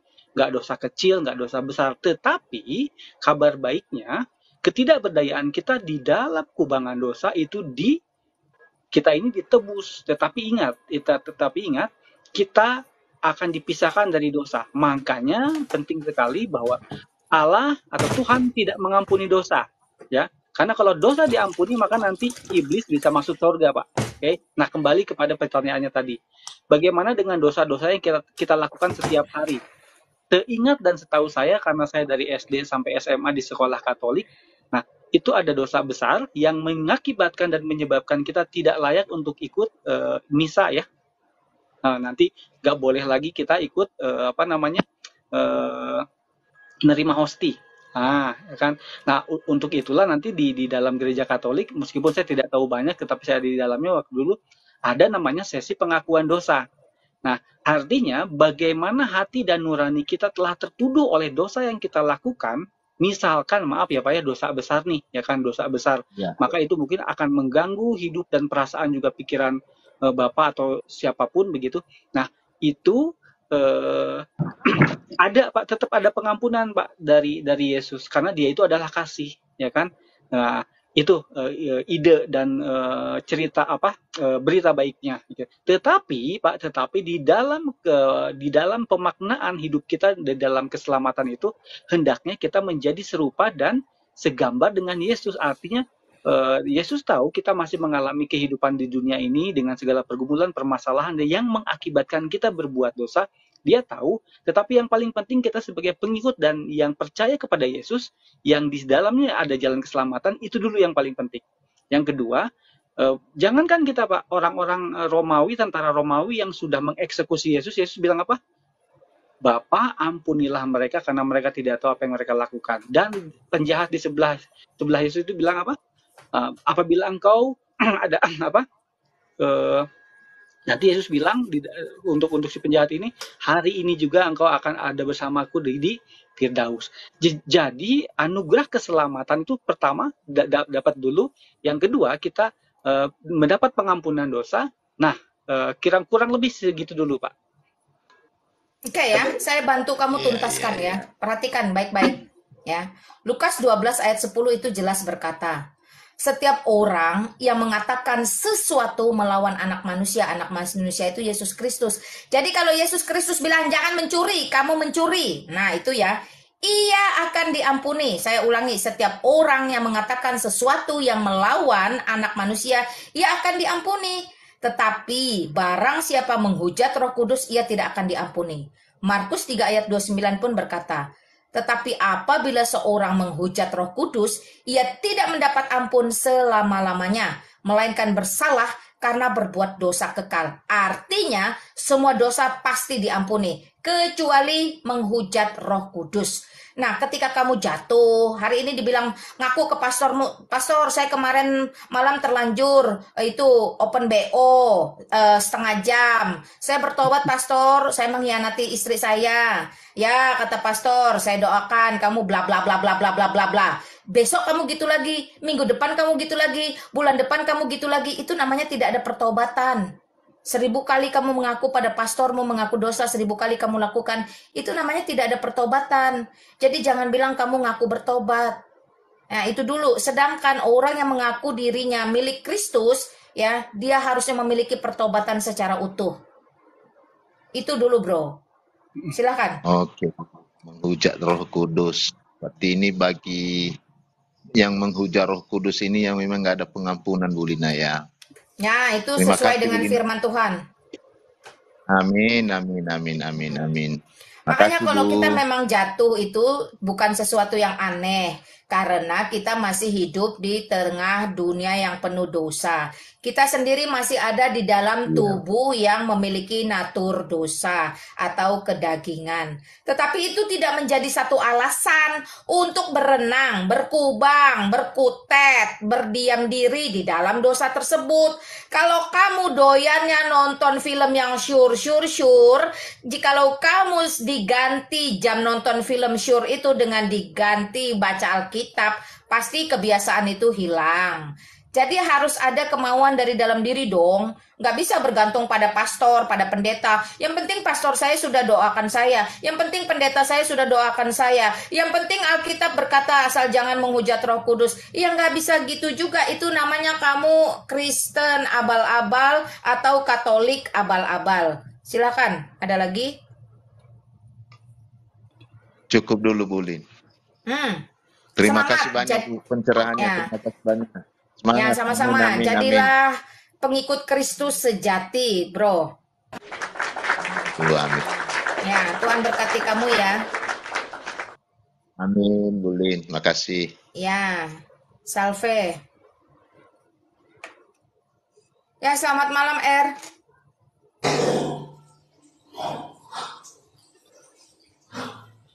Halo, selamat malam.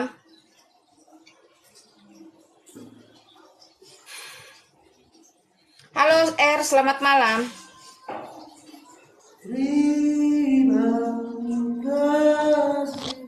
Udahlah, kau nyanyilah dulu di sana.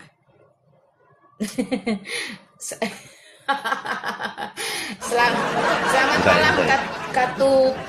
Oke, Katup. Terserahlah Katup. Selamat Katupio. malam Katup. Selamat malam, Mbak Ya, Lina. silakan bro.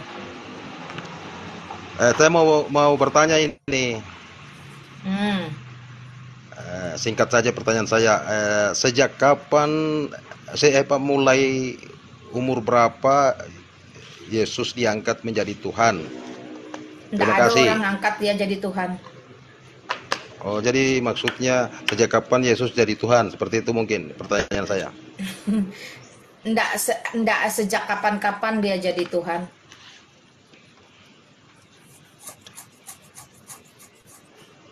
Karena ketuhanan Yesus Kristus itu tidak ditentukan masa dan waktu, tidak.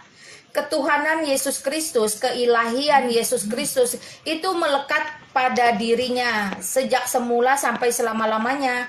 Jadi tidak ada tenggang masa waktu, sejak kapan, terus expire-nya kapan. Nggak ada seperti itu, bro. Silakan. Oke, terima kasih.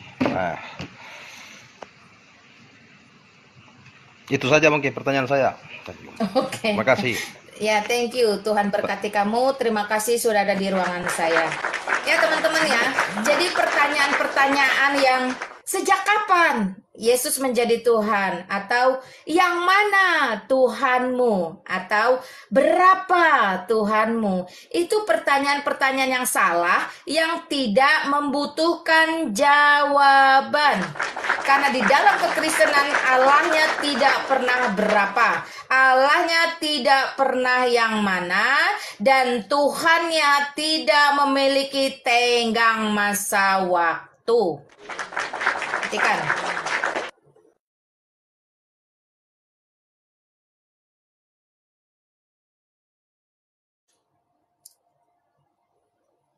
Saya coba terima yang lain ya. Selamat malam, Pargeok. Halo, selamat malam. Halo, selamat malam. Ya, silakan bro. Shalom, Bu. Shalom, silakan bro. Ya, saya Kristen ini. Tadi saya yang nonton tentang dosa terhadap Roh Kudus itu, Bu Lina. Menghujat Roh Kudus. Nah, itu bisa Bu Lina. Kebetulan saya kurang paham betul itu. Mohon pencerahannya lah, Bu. Yang dosa yang terhadap Roh Kudus itu gimana? Ini Anda di mana? Belakangnya ribut sekali. Oh iya, ada di ya.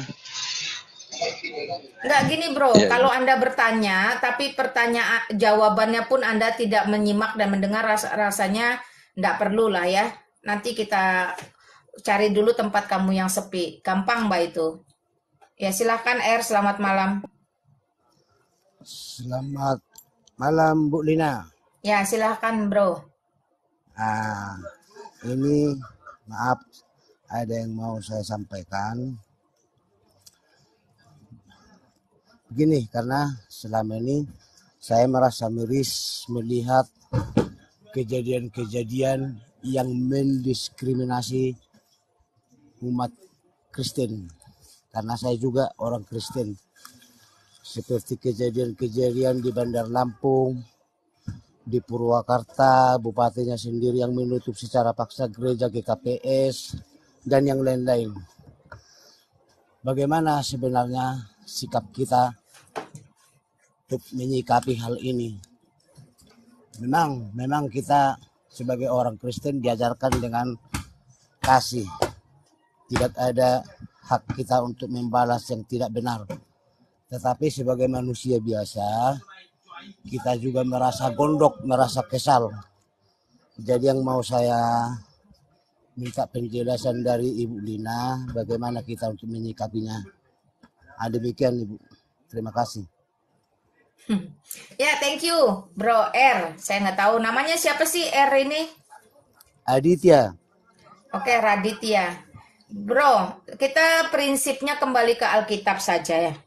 Tidak perlu kita pusing-pusing. Apa yang Alkitab sampaikan itulah yang kita kerjakan. Pertama, prinsip Alkitab jelas mengatakan bahwa pemerintahan berasal dari Allah.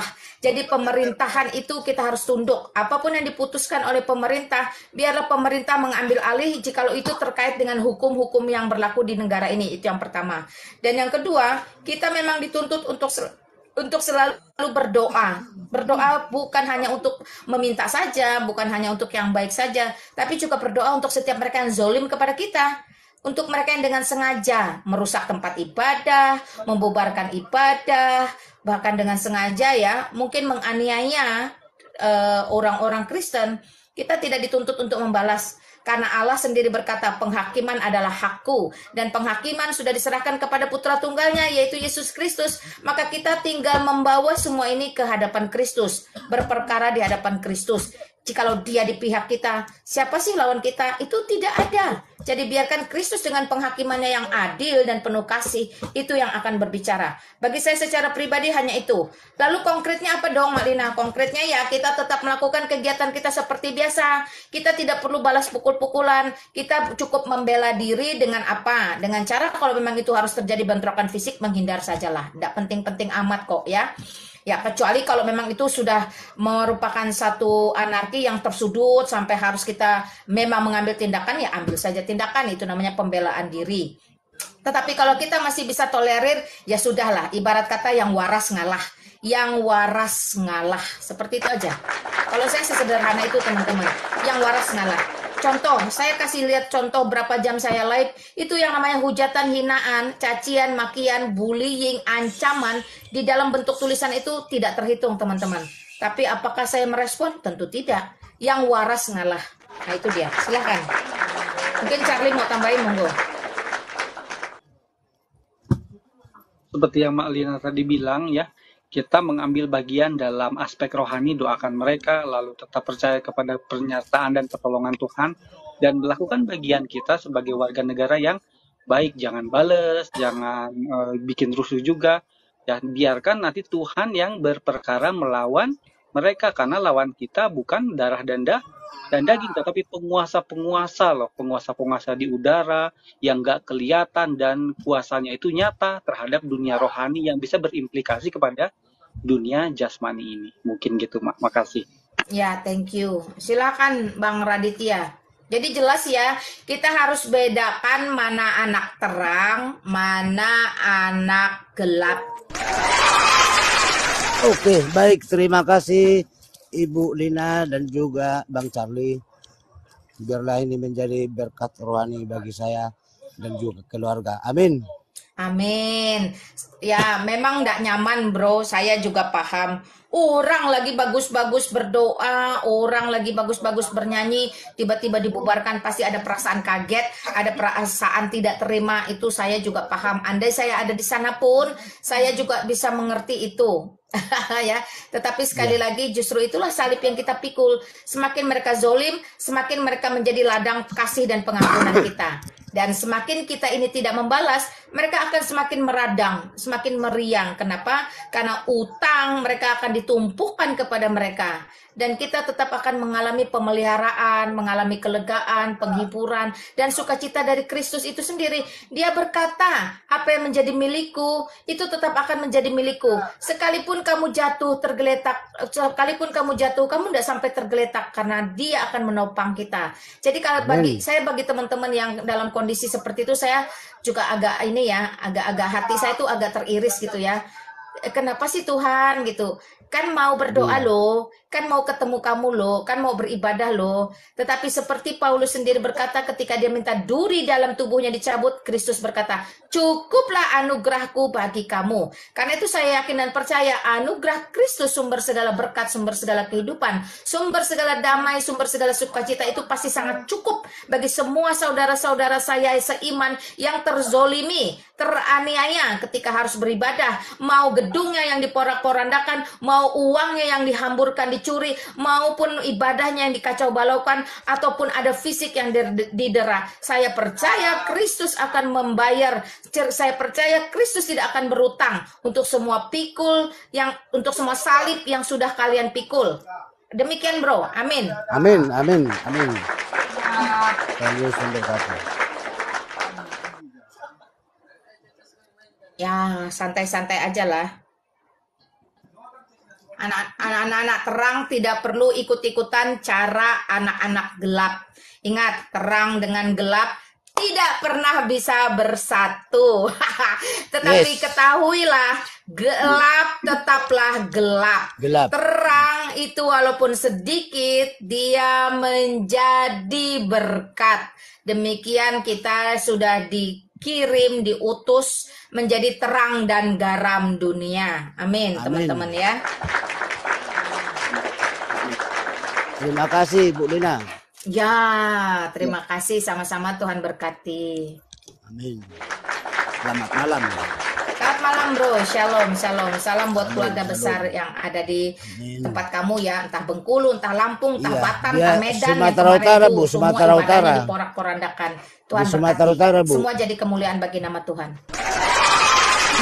Nah, buat mereka lalu apa yang harus kita kerjakan? Biarin aja, pokoknya yang waras ngalah.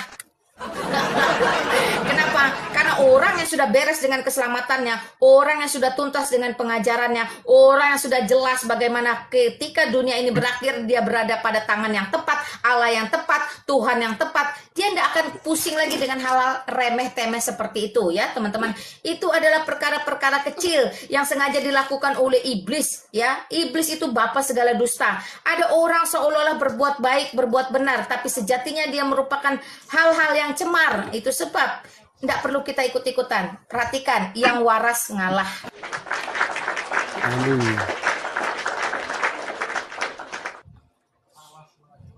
Ya, silakan teman-teman. Apakah ada lagi yang mau bertanya?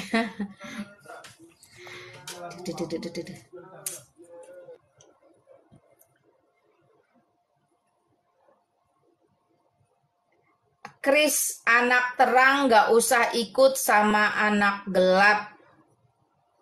Udah ajaran mereka begitu, senang ganggu orang ibadah.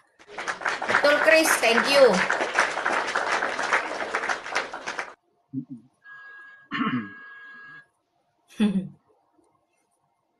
Masih betah kah Bang Charlie?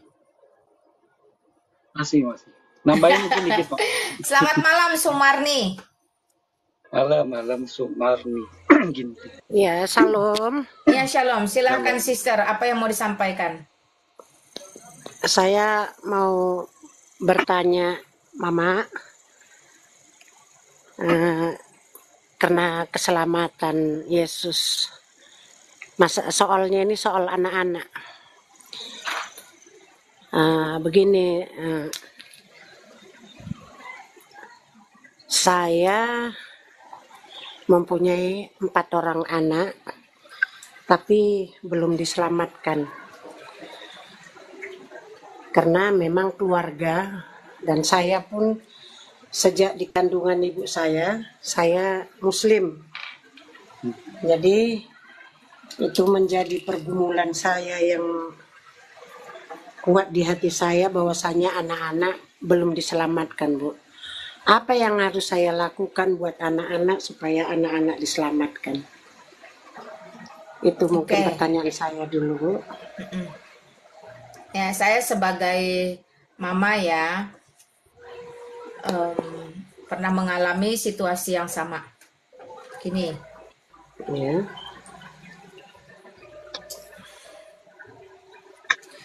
Apa yang harus kita lakukan ketika kita mengetahui anak-anak kita dalam keadaan tidak percaya atau belum percaya? Bukan tidak diselamatkan ya, saya tidak berani katakan tidak diselamatkan. Karena keselamatan itu otoritas Allah, hanya Allah yang mengetahui ya, kita tidak punya hak untuk itu. Iya. Nah, saya mau tahu dulu, Mbak Sumarni sendiri sudah beres dengan keselamatannya? Puji Tuhan, amin, Bu. Oke, sudah lama ya? Sudah, Bu. Tahun Pasangan 2000. Bagaimana? Pasangan saya sudah meninggal, Ibu. Oke, meninggal dalam keadaan apa? Sudah terima? Dalam keadaan, karena begini, Bu. Saya berumah tangga yang pertama, dulu dia Kristen, saya Muslim. Itu saya berumah tangga tahun 2005. 2005 yang saya diselamatkan. Tahun 85 saya berumah tangga. Jadi itu kami berbeda keyakinan sehingga ada perkawinan saya dengan dia itu 9 tahun. Karena suami saya adalah orang yang beradat dari suku Batak, jadi berumah tangga dengan saya kami tidak punya anak laki-laki, sehingga dia berumah tangga lagi. Sehingga ditinggalkannya lah saya dengan anak-anak. 14 tahun lamanya. Sehingga di dalam saya mengurus anak sendiri, menjadi seorang ibu, menjadi seorang bapak sampai 14 tahun. Nah, di saat itu saya dengan keyakinan saya yang dulu, di situ saya masih muslim, alangkah berdosanya menurut saya pada masa itu kalau anak-anak tidak saya jadikan Islam. Sehingga mereka ini Islam. Nah, di 2025 akhirnya memang saya di situ ada juga pernah 2025 belum, masih 2 tahun. Biarin aja 2005 pasti maksudnya. Iya, 2005. Sorry, maaf. 2005 saya memilih mengikut Kristus. Mengikut Kristen ini. Sehingga sampai sekarang ini saya kan sudah mengenal Yesus, mengenal keselamatan. Saya tanya Bu sekali lagi, suami Ibu meninggal dalam keadaan Kristen atau tidak? Itu makanya di situ saya akhirnya berumah tangga lagi, Bu. Oke, ini pernikahan yang kedua berarti? Iya, di dalam pernikahan yang kedua itu saya mengikut Kristus, Bu. Ya, suami Ibu berarti yang kedua meninggal dalam keadaan Kristen? Iya, benar, Bu, benar. Oke, suami yang pertama masih hidup toh dalam keadaan Kristen? Iya, sekarang ini dia masih hidup, Bu. Iya, saya nggak penting. Saya cuma mau tanya imannya. Saya bacakan Ibu satu ayat ya.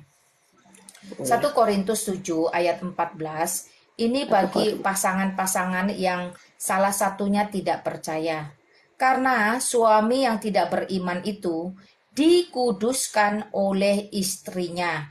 Dan istri yang tidak beriman itu dikuduskan oleh suaminya.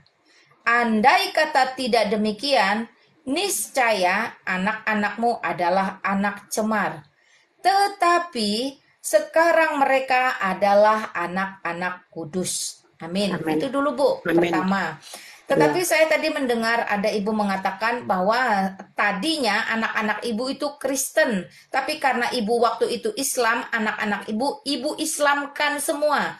Benar. Setelah itu ibu sendiri masuk Kristen dan anak-anak masih dalam keadaan Islam. Betul begitu Bu? Benar. Iya, Oke. Iya benar sekali. Bu. Nah, sekarang pertanyaan saya, apakah anak-anak ini sudah dewasa semua atau masih di bawah umur?